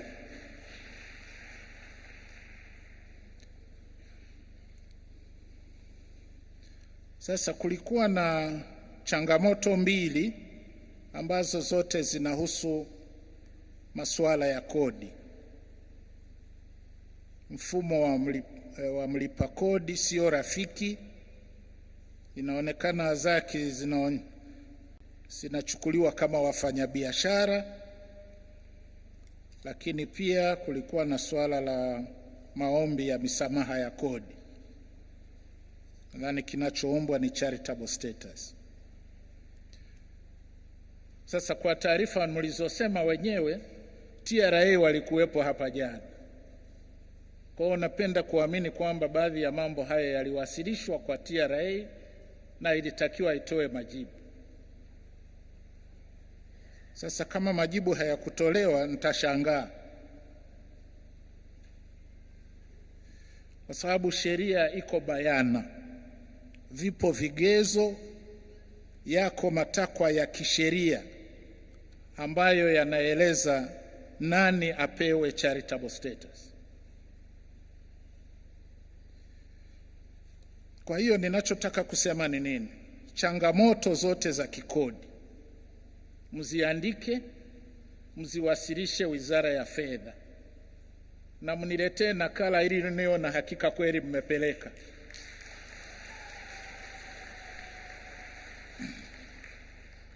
Sasa kwa utaratibu wa kiserikali, kila mwezi wa 12, maana hiki kibarua nilifanya kidogo, kila mwezi wa 12 Wizara ya Fedha inaandika tangazo kupitia vyombo mbalimbali vya habari vikiomba mapendekezo na ushauri juu ya mfumo wa kodi kutoka ndani ya serikali, kutoka nje ya serikali. Kwa mimi ninachowashauri, mwenyekiti huko hapa, ikifika Disemba lile tangazo likishatoka, na muanze kukusanya hizo changamoto mnavyoziona upande wa Hazaki, mzipeleke Wizara ya Fedha. Upo utaratibu wa kisheria ambao maoni yote yanachambuliwa moja baada ya lingine. Yale ambayo yanaonekana kufaa kubadilishwa kwa mwaka ule yanabadilishwa. Yale ambayo yanatakiwa yafanyiwe kazi yanafanyiwa kazi.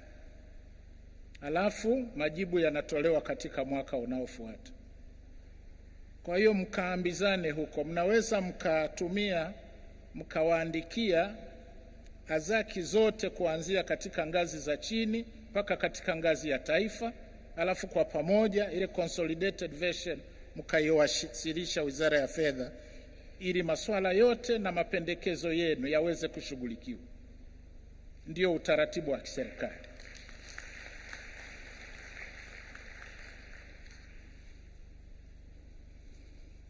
Sasa hili la mashirika ya kimataifa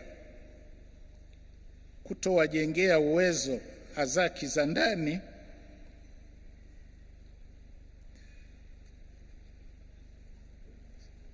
mimi ushauri wangu ni kwamba msitarajie tu serikali kwamba itaagiza.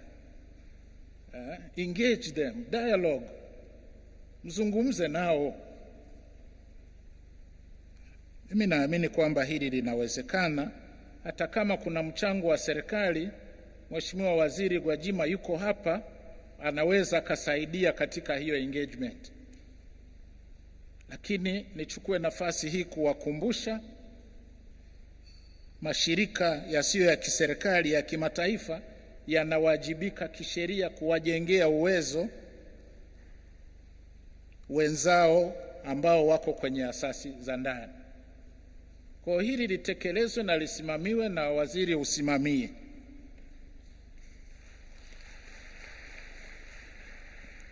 Labda wana changamoto,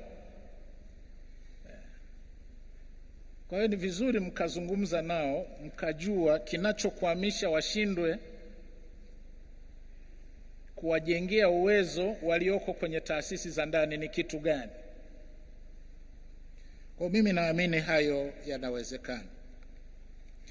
Sasa labda la mwisho ambalo lilinishangaza kidogo ni lile la kuhoji kama mnazungumza na watu sahihi au sivyo.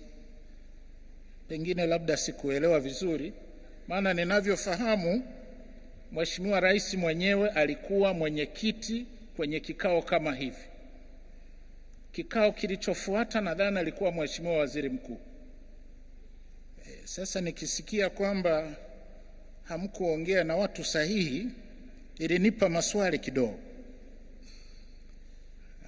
Labda ambacho ningewashauri ni kwamba pengine ni vizuri baada ya mikutano kama hii kuanzia ngazi zote, kama ni wilaya mmefanya mikutano, mkoa mmefanya mikutano, mpaka taifa, mtengeneze mpango kazi, action plan, ambayo inaonyesha ni nini changamoto, ni nini kilichopendekezwa, ni nani anahusika, na katika utaratibu wa kawaida mfuatilie utekelezaji wake.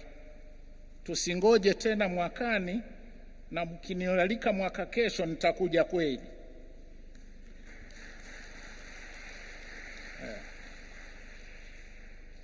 Na hiyo action mimi nataka kuona nani hakufanya nini. Lakini haiwezi kuwa utaratibu wa kuja tu kurushiana, kulalamikiana, hapana. Tunaweza kutatua haya mambo kwa urahisi kabisa. Tanzania oye!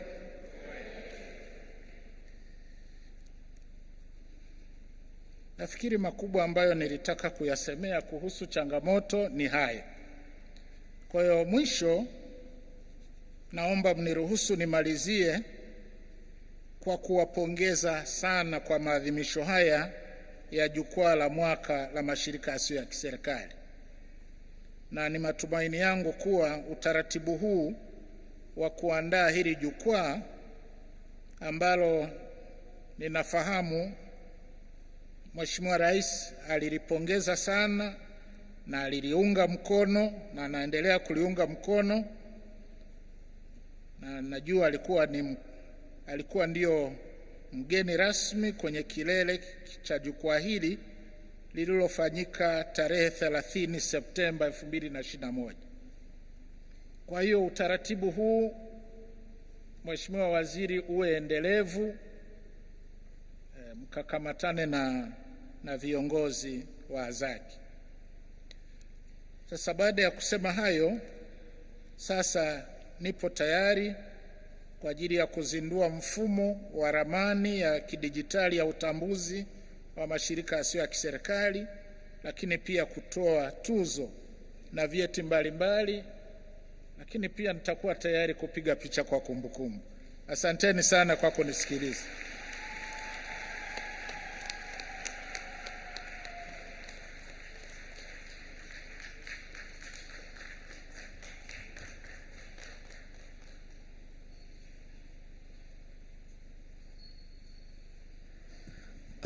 Safi safi. Asanteni sana kwa makofi na kumshangilia mgeni wetu rasmi.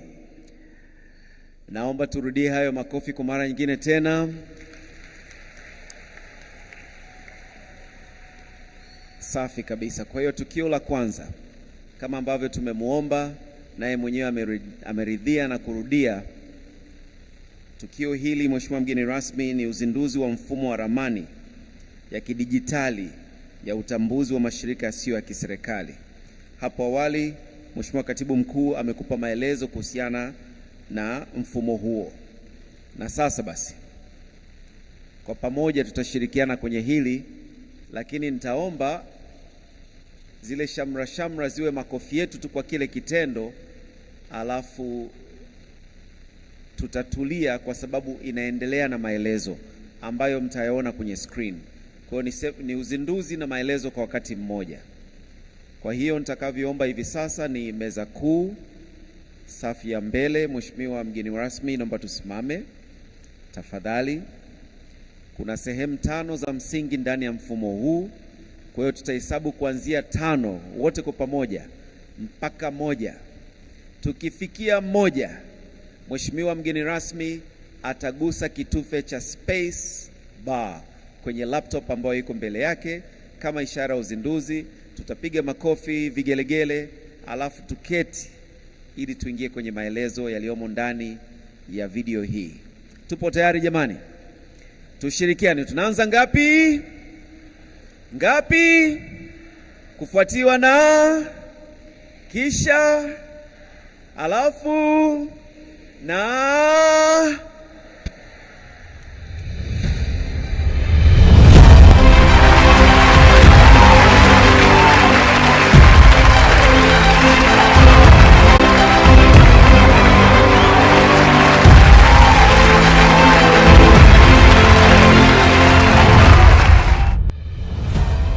Katika kutekeleza maelekezo ya Mheshimiwa Rais wa Jamhuri ya Muungano wa Tanzania ya kutengeneza mifumo inayosomana, Wizara imeboresha mfumo wa NGO.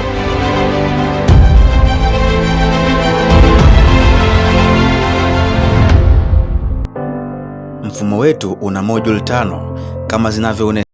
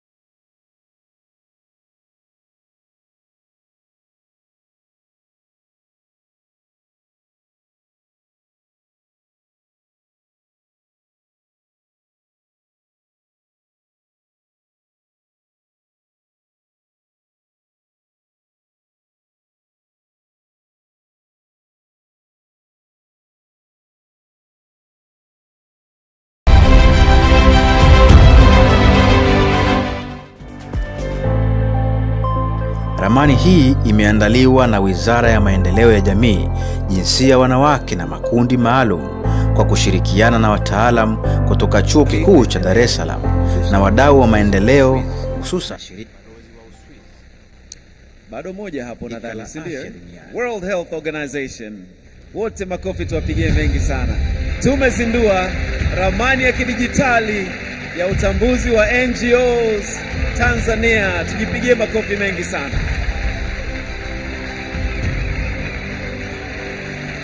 Mheshimiwa mgeni rasmi, kijamii kuna usemi unasema, na sasa tuko wapi?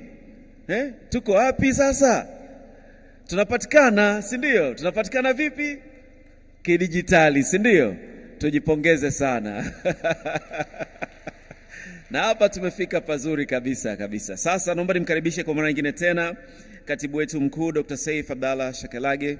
Tafadhali, kwa ajili ya zoezi la kutoa tuzo na vyeti, kuna baadhi ambavyo mheshimiwa mgeni rasmi utatoa, vingine utavipokea, lakini ngoja tuingie basi katika kipengele hicho na tushangilie kila mmoja kwa nguvu sana, mabibi na bwana. Sawa jamani?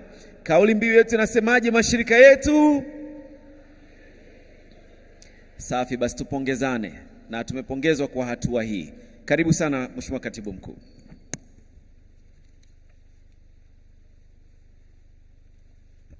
Mheshimiwa Makamu wa Rais, naomba nichukue fursa hii kutoa maelezo kwa ufupi kuhusu tuzo ya vyeti vitakavyotolewa leo kwa makundi mbalimbali ambayo yamefanya vizuri katika maeneo mbalimbali ya utendaji kazi, ambapo baadaye tutakukaribisha sana Mheshimiwa uweze kuwapatia tuzo hizo. Mheshimiwa Makamu wa Rais, vyeti vitakavyotolewa kwa mashirika yasiyo ya kiserikali ni utekelezaji wa kanuni kuhuisha mashirika na utoaji wa tuzo kutokana na tangazo la serikali namba 686 ya mwaka 2019, kanuni ya 3(1) ambayo inaeleza kuwa waziri mwenye dhamana na mashirika yasiyo ya kiserikali anaweza kutoa tuzo kwa shirika lolote ambalo litakuwa limefanya vizuri katika utendaji wa kazi zake. Aidha, Mheshimiwa Makamu wa Rais, tuzo nyingine zitakazotolewa ni kwa viongozi wa serikali kwa kutambua mchango wao na utendaji kazi wao katika kuleta maendeleo ya jamii na ustawi wa jamii, pamoja na kuthamini mchango wa mashirika yasiyo ya kiserikali. Mheshimiwa Makamu wa Rais, hivyo kwa siku ya leo tunapenda kutoa tuzo na vyeti kama ifuatavyo. Mheshimiwa Makamu wa Rais, kwanza kabisa tunaomba kwa heshima na taadhima tuitoe tuzo hii ya kwanza kwa Mheshimiwa Dr. Samia Suluhu Hassan, Rais wa Jamhuri ya Muungano wa Tanzania, kwa kuwezesha Tanzania kuandaa mkakati wa uendelevu wa mashirika yasiyo ya kiserikali ili kuimarisha ubia kati ya serikali, sekta binafsi na mashirika hayo. Naomba meza kuu tusimame kwa mara nyingine tena. Mheshimiwa Waziri, naomba tafadhali umkabidhi Mheshimiwa mgeni rasmi tuzo hiyo. Tupige makofi mengi sana sana sana sana.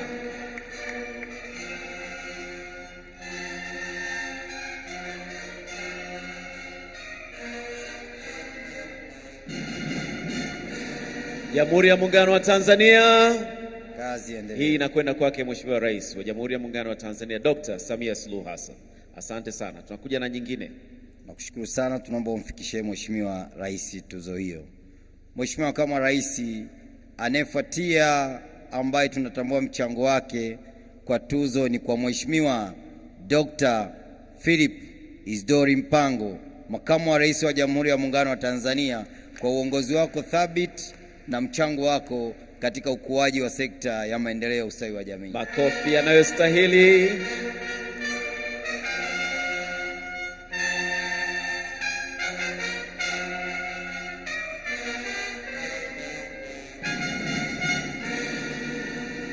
Hongera sana Mheshimiwa mgeni rasmi, na kwaya nao mwe mnachombeza kidogo pia, sawa eh?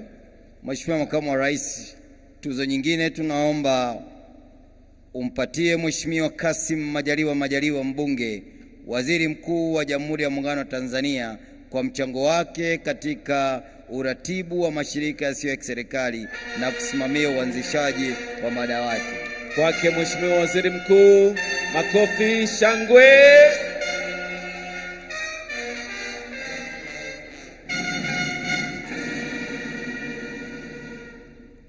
Mheshimiwa Makamu wa Rais, naomba tuzo nyingine ni kwa Mheshimiwa Dr. Dorothy Gwajima, Waziri wa Maendeleo ya Jamii, Jinsia, Wanawake na Makundi Maalum. Vigelegele, shangwe na makofi.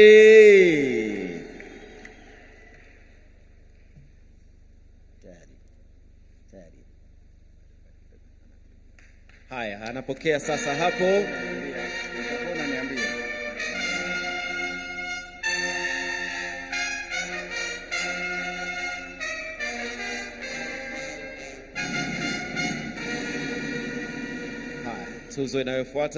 Tuzo inayofuata ni kwa Mheshimiwa Rosemary Senyamule, mkuu wa mkoa wa Dodoma, kwa kuwa mwenyeji wa jukwaa la mashirika yasiyo ya kiserikali.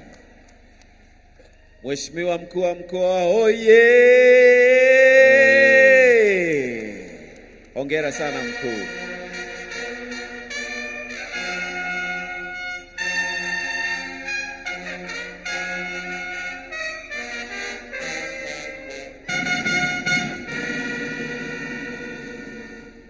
Mheshimiwa Makamu wa Rais, tuzo inayofuatia ni kwa Bibi Vikness G Mayao. Naomba Mheshimiwa Makamu wa Rais, dada Viki kwa kweli ni mchapakazi, amefanya mambo makubwa sana. Hii unayoona yote ni kwa ajili yake.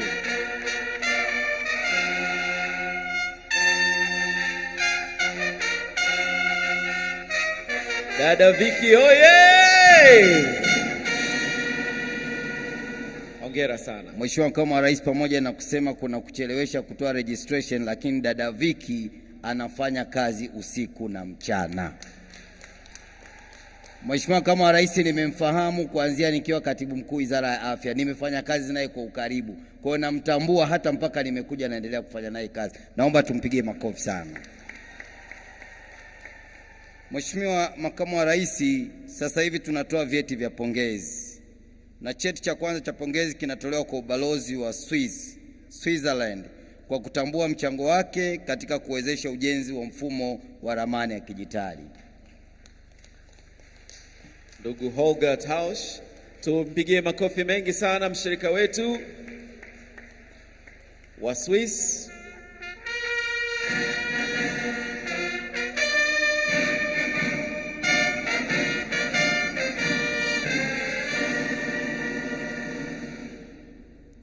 Mheshimiwa Makamu wa Rais, cheti kingine kinatolewa kwa Shirika la Afya Duniani kwa kutambua mchango wao katika ujenzi wa mfumo huu wa ramani ya kidijitali.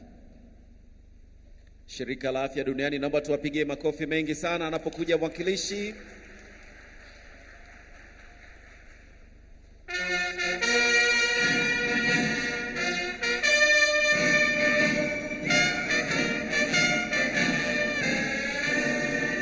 Asante sana Dr. Charles Sagoe Moses kwa kupokea kwa niaba ya WHO. Mheshimiwa Makamu wa Rais, cheti kingine tunatoa kwa shirika lililotenga bajeti maalum kuwezesha jukwaa la mwaka la mashirika yasiyo ya kiserikali ambao ni Umoja wa Ulaya EU kwa kutambua mchango wake huo. Mheshimiwa Emilio Rossetti, karibu mbele. Tupige makofi mengi sana tafadhali kwa EU.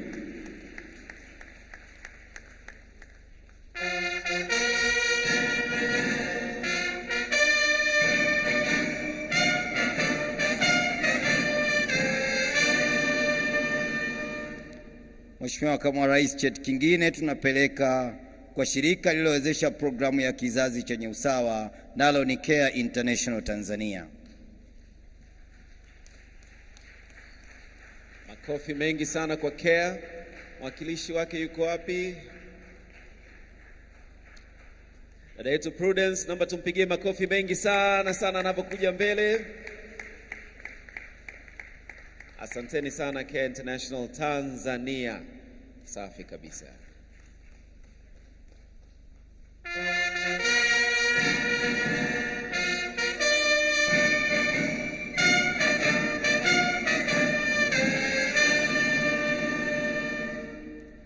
Mheshimiwa Makamu wa Rais, sasa hivi ni kundi la mashirika matatu yaliyojengea uwezo mashirika madogo.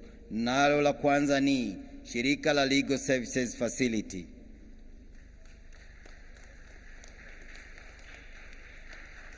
LSF, tuwapigie makofi mengi sana wanapokuja kupokea, na hili limejitokeza kujenga uwezo. Hongereni sana Legal Services Facility.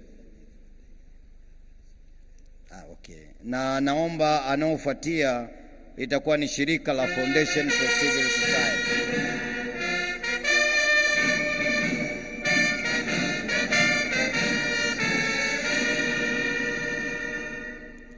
Baada ya shirika la Foundation for Civil Society utajiandaa Tanzania Human Rights for Defenders Coalition. Sasa hivi tupige makofi mwakilishi wa Foundation for Civil Society anavyokuja mbele kupokea cheti hiki. Hongereni sana FCS.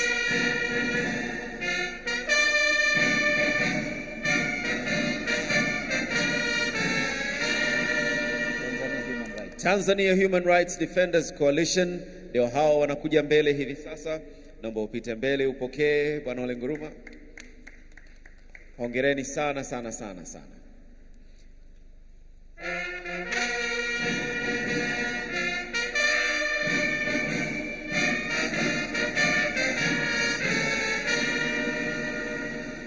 Tomba litafuatia shirika dogo lililofanya vizuri kwa kutumia vyanzo vyake vya ndani ambavyo ni shirika la Sawa Wanawake Tanzania. Sawa Wanawake Tanzania mwakilishi anakuja, naomba tumpigie makofi. Alafu watajiandaa NSSF. NSSF naomba mjiandae. Tupate fanfare anapokuja mbele tafadhali. Sawa Wanawake Tanzania karibuni jukwani na tuwapigie makofi mengi sana. Wametumia vyanzo vya ndani. Karibuni sana.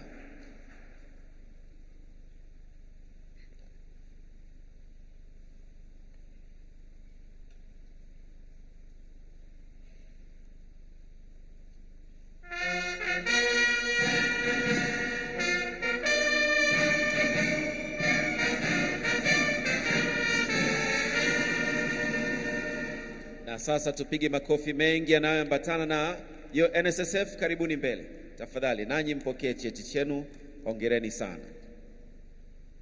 Alafu atafuatia msajili msaidizi wa mkoa wa Ruvuma.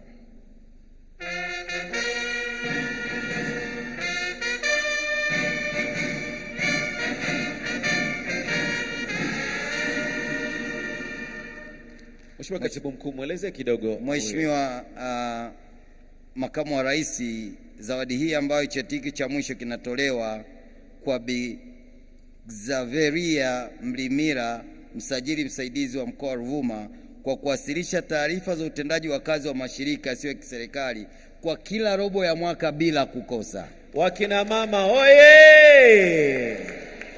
Safi sana, tumshangilie mwenzetu tafadhali.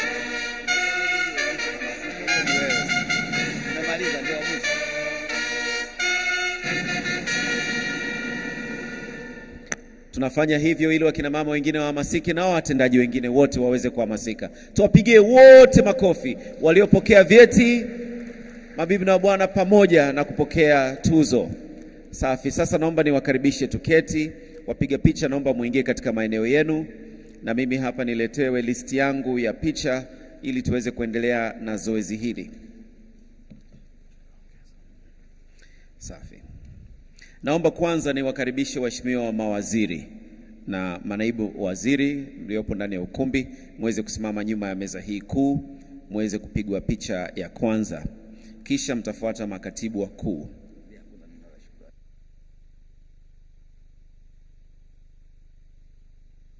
Makatibu wakuu ambao mpo chini ya jukwaa, naomba mwanze kujiongea kuja katika jukwaa kuu hivi sasa. Waheshimiwa makatibu wakuu, naomba niwakaribishe, maana mnaingia katika picha inayofuata. Na naomba msemaji mkuu wa serikali nikukaribishe hapo hapo vile vile katika picha hii. Wakuu naomba mje jukwani tafadhali baada ya picha hii.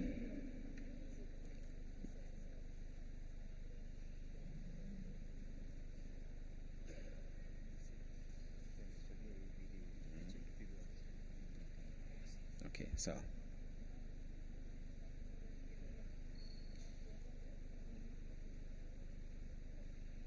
Kaka Matinyi, naomba nikukaribishe kwenye picha hii tafadhali.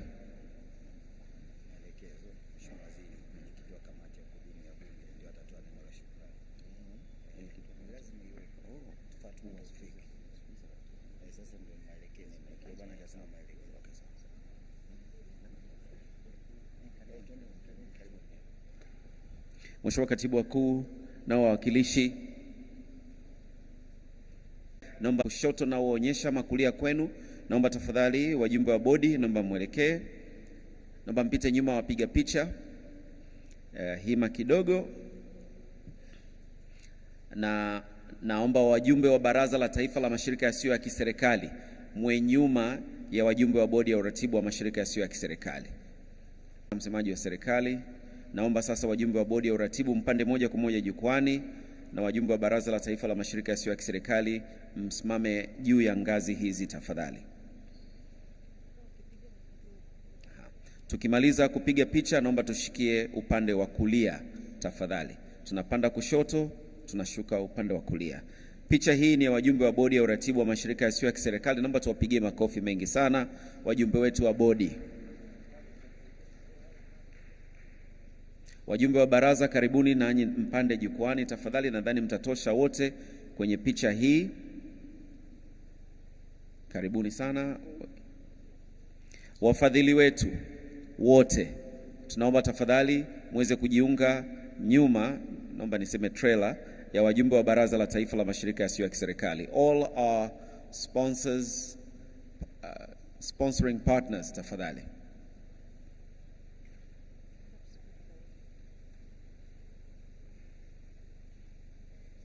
Moderators and panelists ambao umetushibisha uwezo mkubwa sana, ufahamu mkubwa sana. Wafadhili, naomba msimame juu ya ngazi hizi. The next will be moderators na panelists. Hii picha ya wafadhili ni kubwa sana Basi tuivunje mara mbili. Karibuni, nitawaelekeza hapa nani wanasimama.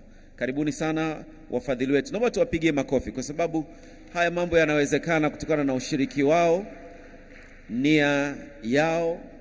Basi tujitawanye. Dansia hapo na Da Prudence mtakuwa a second group tafadhali.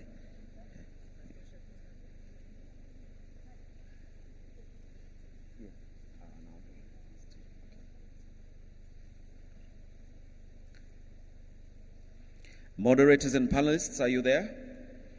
You're there, okay. That's a very small picture,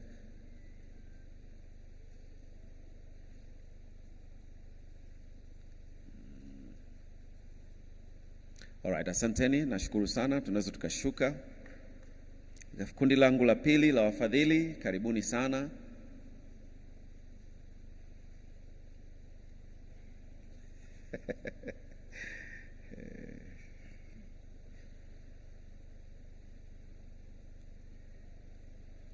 Naomba kama tuna pochi ama chochote kile tuache chini ya ngazi, tutakirejea hapa.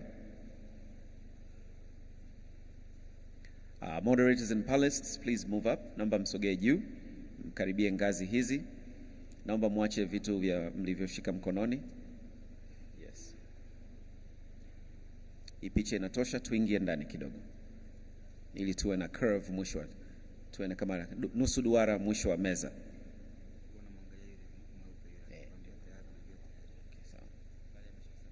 All right, vema. Naomba moderators and panelists wetu mpande jukwani. Mheshimiwa Waziri Mkuu, tangu siku ya kwanza kabisa, na kweli mambo ya taxation yalijadiliwa kwa kina na TRA. Siku ya pili kulikuwa na angalau mada zaidi ya 5 hivi. Kwa kweli tulichangamka sana ndani ya ukumbi huu, ushiriki ulikuwa ni mkubwa sana. Pia vile vile tulikuwa live kwenye Zoom na pia ukurasa wa na Kongo. Management ya wizara tafadhali, watumishi naomba niwakaribishe, naomba msimame mje mbele. Management ya wizara, naomba tafadhali mje mbele. Na ofisi ya msajili na wasajili Zanzibar na Uganda. Management, are we coming through? Yes, we are. Karibuni sana. Samahani nimewachelewesha kidogo kuwaita, lakini nakaribisha sasa management ya wizara, wakurugenzi tafadhali, karibuni sana.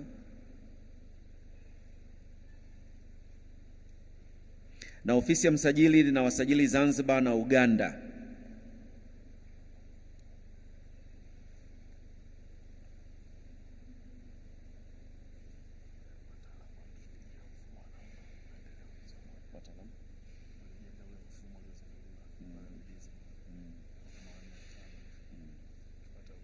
Okay.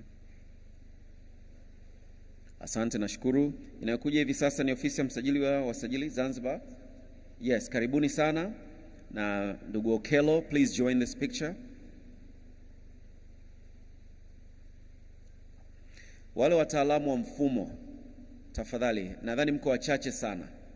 Kabla sijamalizia na picha ya viongozi wa dini na viongozi wa kimila, naomba tafadhali mje hima na tuwapigie makofi mengi sana. Tumekuwa na uzinduzi mzuri, umekwenda vizuri kabisa, maelezo ni mazuri sana.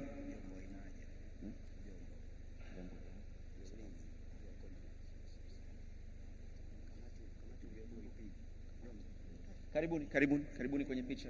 Karibuni wataalamu tuweze kuwatambua.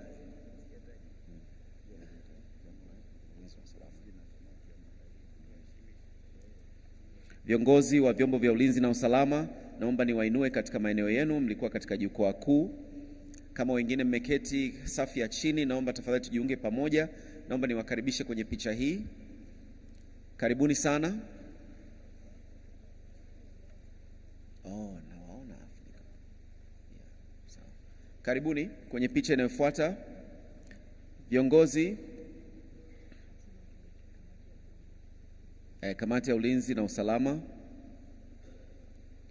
wakuu wa wilaya na waona humu ndani, nisije nikawatenga kwenye picha. Naomba niwakaribishe kwa idadi yenu tafadhali.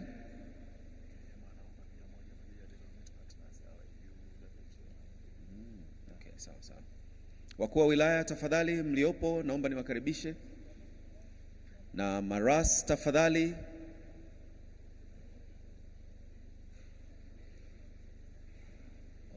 Na mkurugenzi wa jiji na wakurugenzi, karibuni kwenye picha.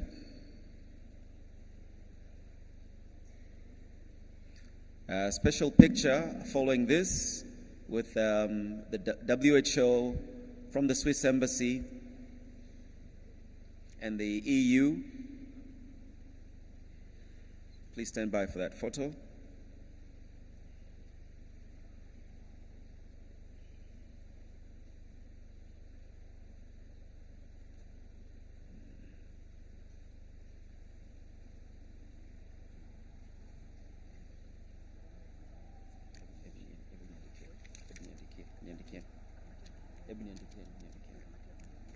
All right, viongozi, our partners, World Health Organization, Embassy of Switzerland, and the EU together.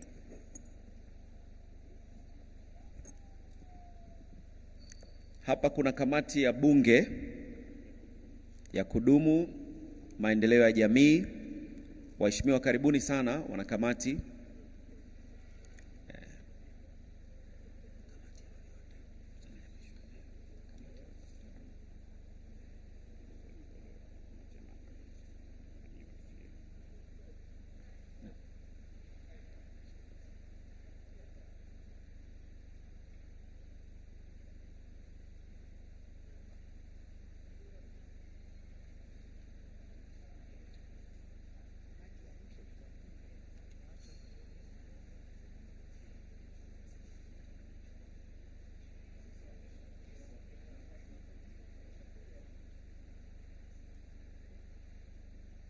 Naomba niwakaribishe viongozi wa kidini na kimila tafadhali, alafu tumalize na kamati ya maandalizi.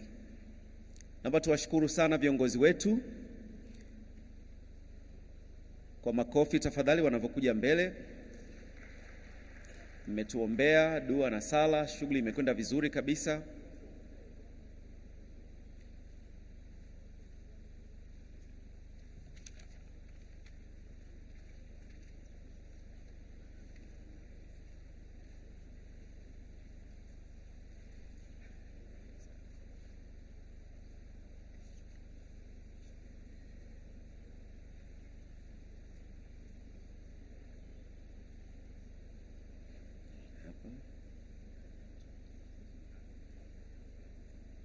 Tuingie hivi. Tuingie hivi hapa. Karibu tuingie hapa.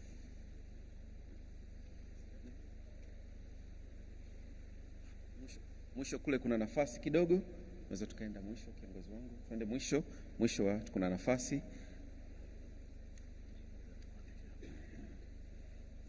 Kamati ya maandalizi kwa pamoja, naomba tuje haraka katika jukwaa kuu, alafu tusikie neno la kushukuru kutoka kwa Mheshimiwa Fatma Taufik. Kamati ya maandalizi, naomba mje hima haswa.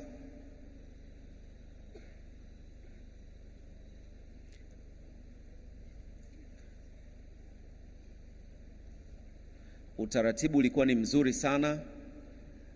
Uzoefu ambao tumeupata katika miaka miwili iliyopita umeweza kufanikisha uendeshaji wa sessions vizuri, taratibu za mapokezi. Kamati na mko wengi tunaweza tukaivunja mara mbili ili msikose picha kwa kweli Maana kamati ya maandalizi ndio kila kitu. Taratibu mbalimbali zimeenda vizuri, hongereni sana.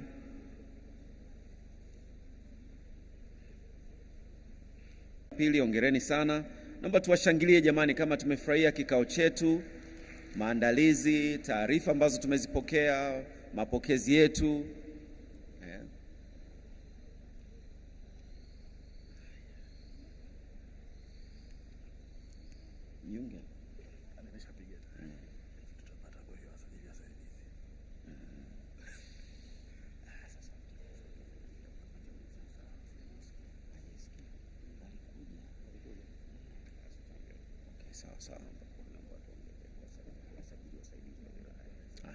Mheshimiwa, nimepokea hapa pendekezo la wasajili wasaidizi. Tafadhali naomba basi mje faster. Tumepata heshima wasajili wasaidizi, naona ni kundi kubwa tu. Safi sana.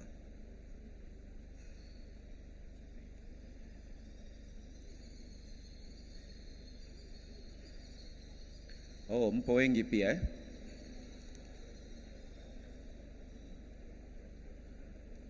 Kakangu aliyevaa kaunda suit ya kahawia utakuwa ni sehemu ya pili ya picha na kundi linalofuata baada yako. Lakini njoo mpaka juu ya ngazi. Alafu tusubiri hapo. Naomba ushikilie hilo kundi. Tunaweza tukaongeza hapo Haya, karibuni tutaongeza wachache kadhaa huku na mwisho kabisa. Karibuni mchukue strategic positions. Inatosha dada. Twende. Subiri. Kumbe wasajili wasaidizi mpo wengi sana Okay. Haya, mnaweza kwenda kundi la pili. Karibuni na twende mpaka mwisho kabisa.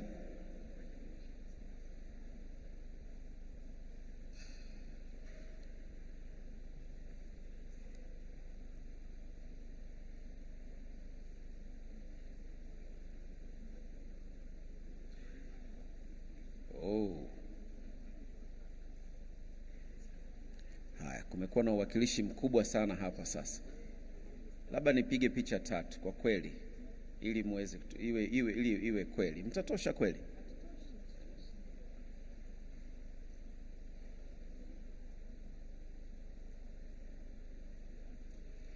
Naomba tukae tayari kusikiliza neno la kushukuru kutoka kwa Mheshimiwa Fatma Taufik, Mheshimiwa mbunge kutoka kamati ya kudumu ya Bunge ya Maendeleo Jamii. Haya, kundi langu la 3 hilo.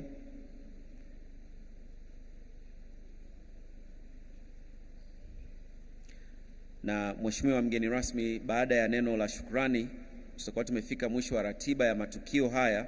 Kama bado ungependa kupiga ile picha hapo chini na ile kamati ya kudumu ya Bunge, basi itakuwa ni sawa kabisa. Naomba nikukaribishe Mheshimiwa Fatma Taufik, tafadhali tuweze kusikia sauti yako na uweze kubariki kwa maneno yako ya shukrani tukio hili tunavyofikia tamati. Naomba tumpigie makofi mengi sana Mheshimiwa, tafadhali.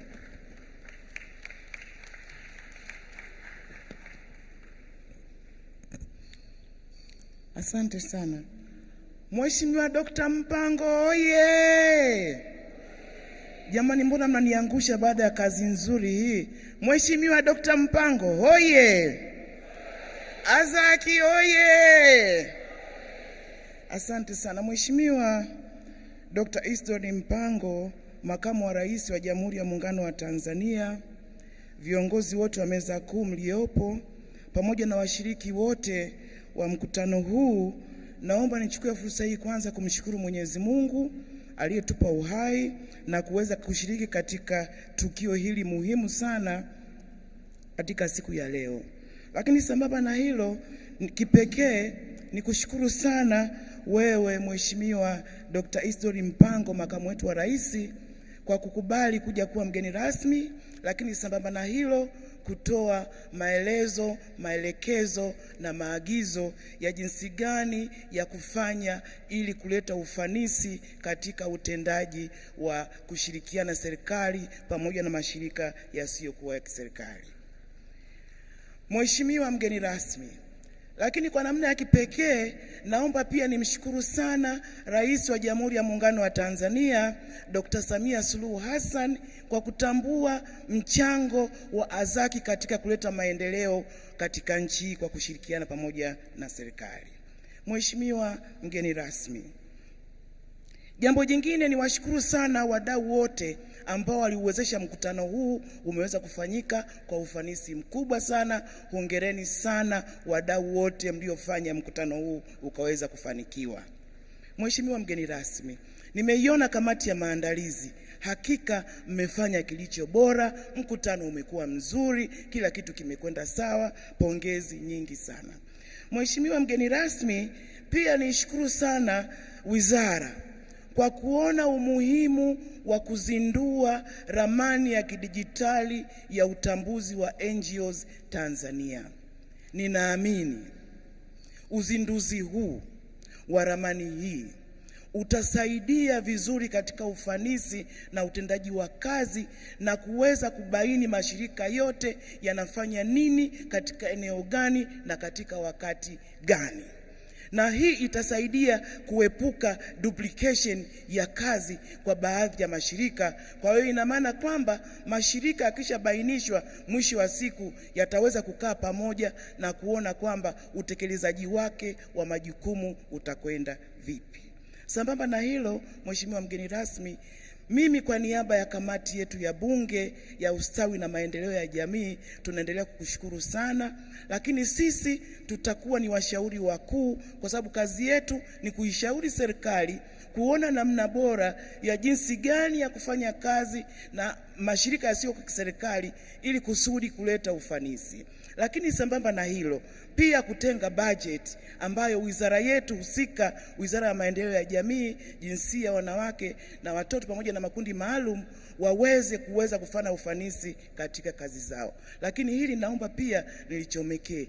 Ni ndoto yangu kwamba kwa uwezo wa Mwenyezi Mungu hapo baadaye, kama vile ulivyosema kwamba katika mipango ya serikali kuona kwamba iwepo basket fund ambayo itasaidia mashirika yakiwemo yale machanga ambayo uwezo wake ni mdogo, lakini pia hata yale ya kati na mengineyo, ili kuwepo na fund maalum ya kuweza kuwawezesha waweze kutekeleza majukumu yao.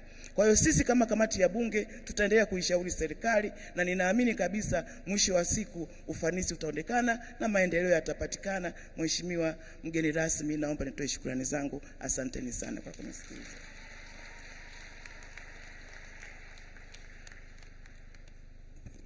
Tunakushukuru sana Mheshimiwa.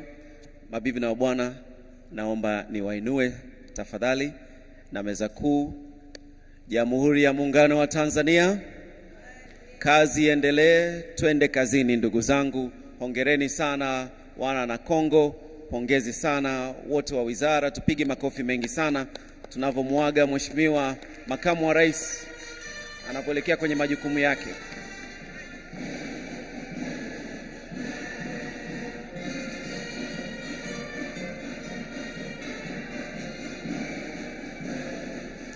Waheshimiwa, mnapata nafasi ya kipekee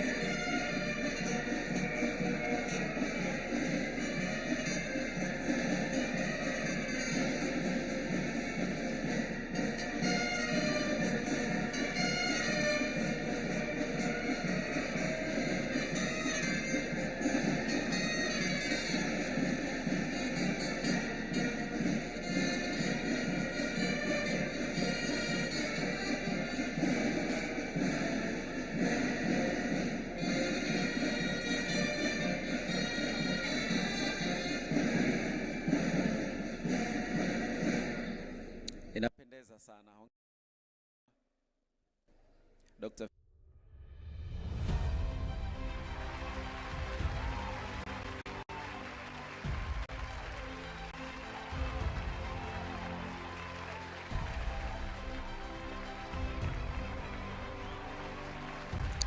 Jamani, tupige makofi mengi sana, tuonyeshe ishara ya kumshukuru makamu wetu wa rais, mgeni wetu rasmi. Katika kutekeleza maelekezo ya Mheshimiwa Rais wa Jamhuri ya Muungano wa Tanzania ya kutengeneza mifumo inayosomana, wizara imeboresha mfumo wa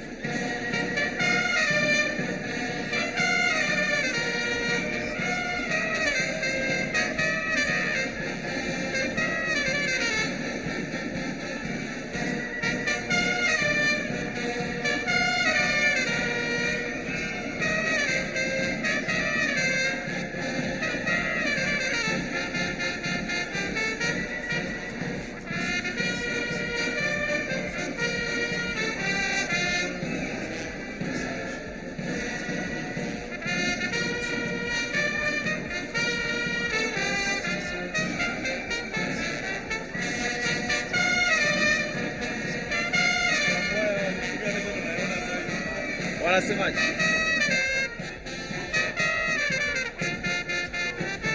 Ramani ya kidigitali ya utambuzi wa mashirika yasiyo ya kiserikali. Bofya kitufe kilichoandikwa mapping kufikia moduli ya kidigitali mapping tool.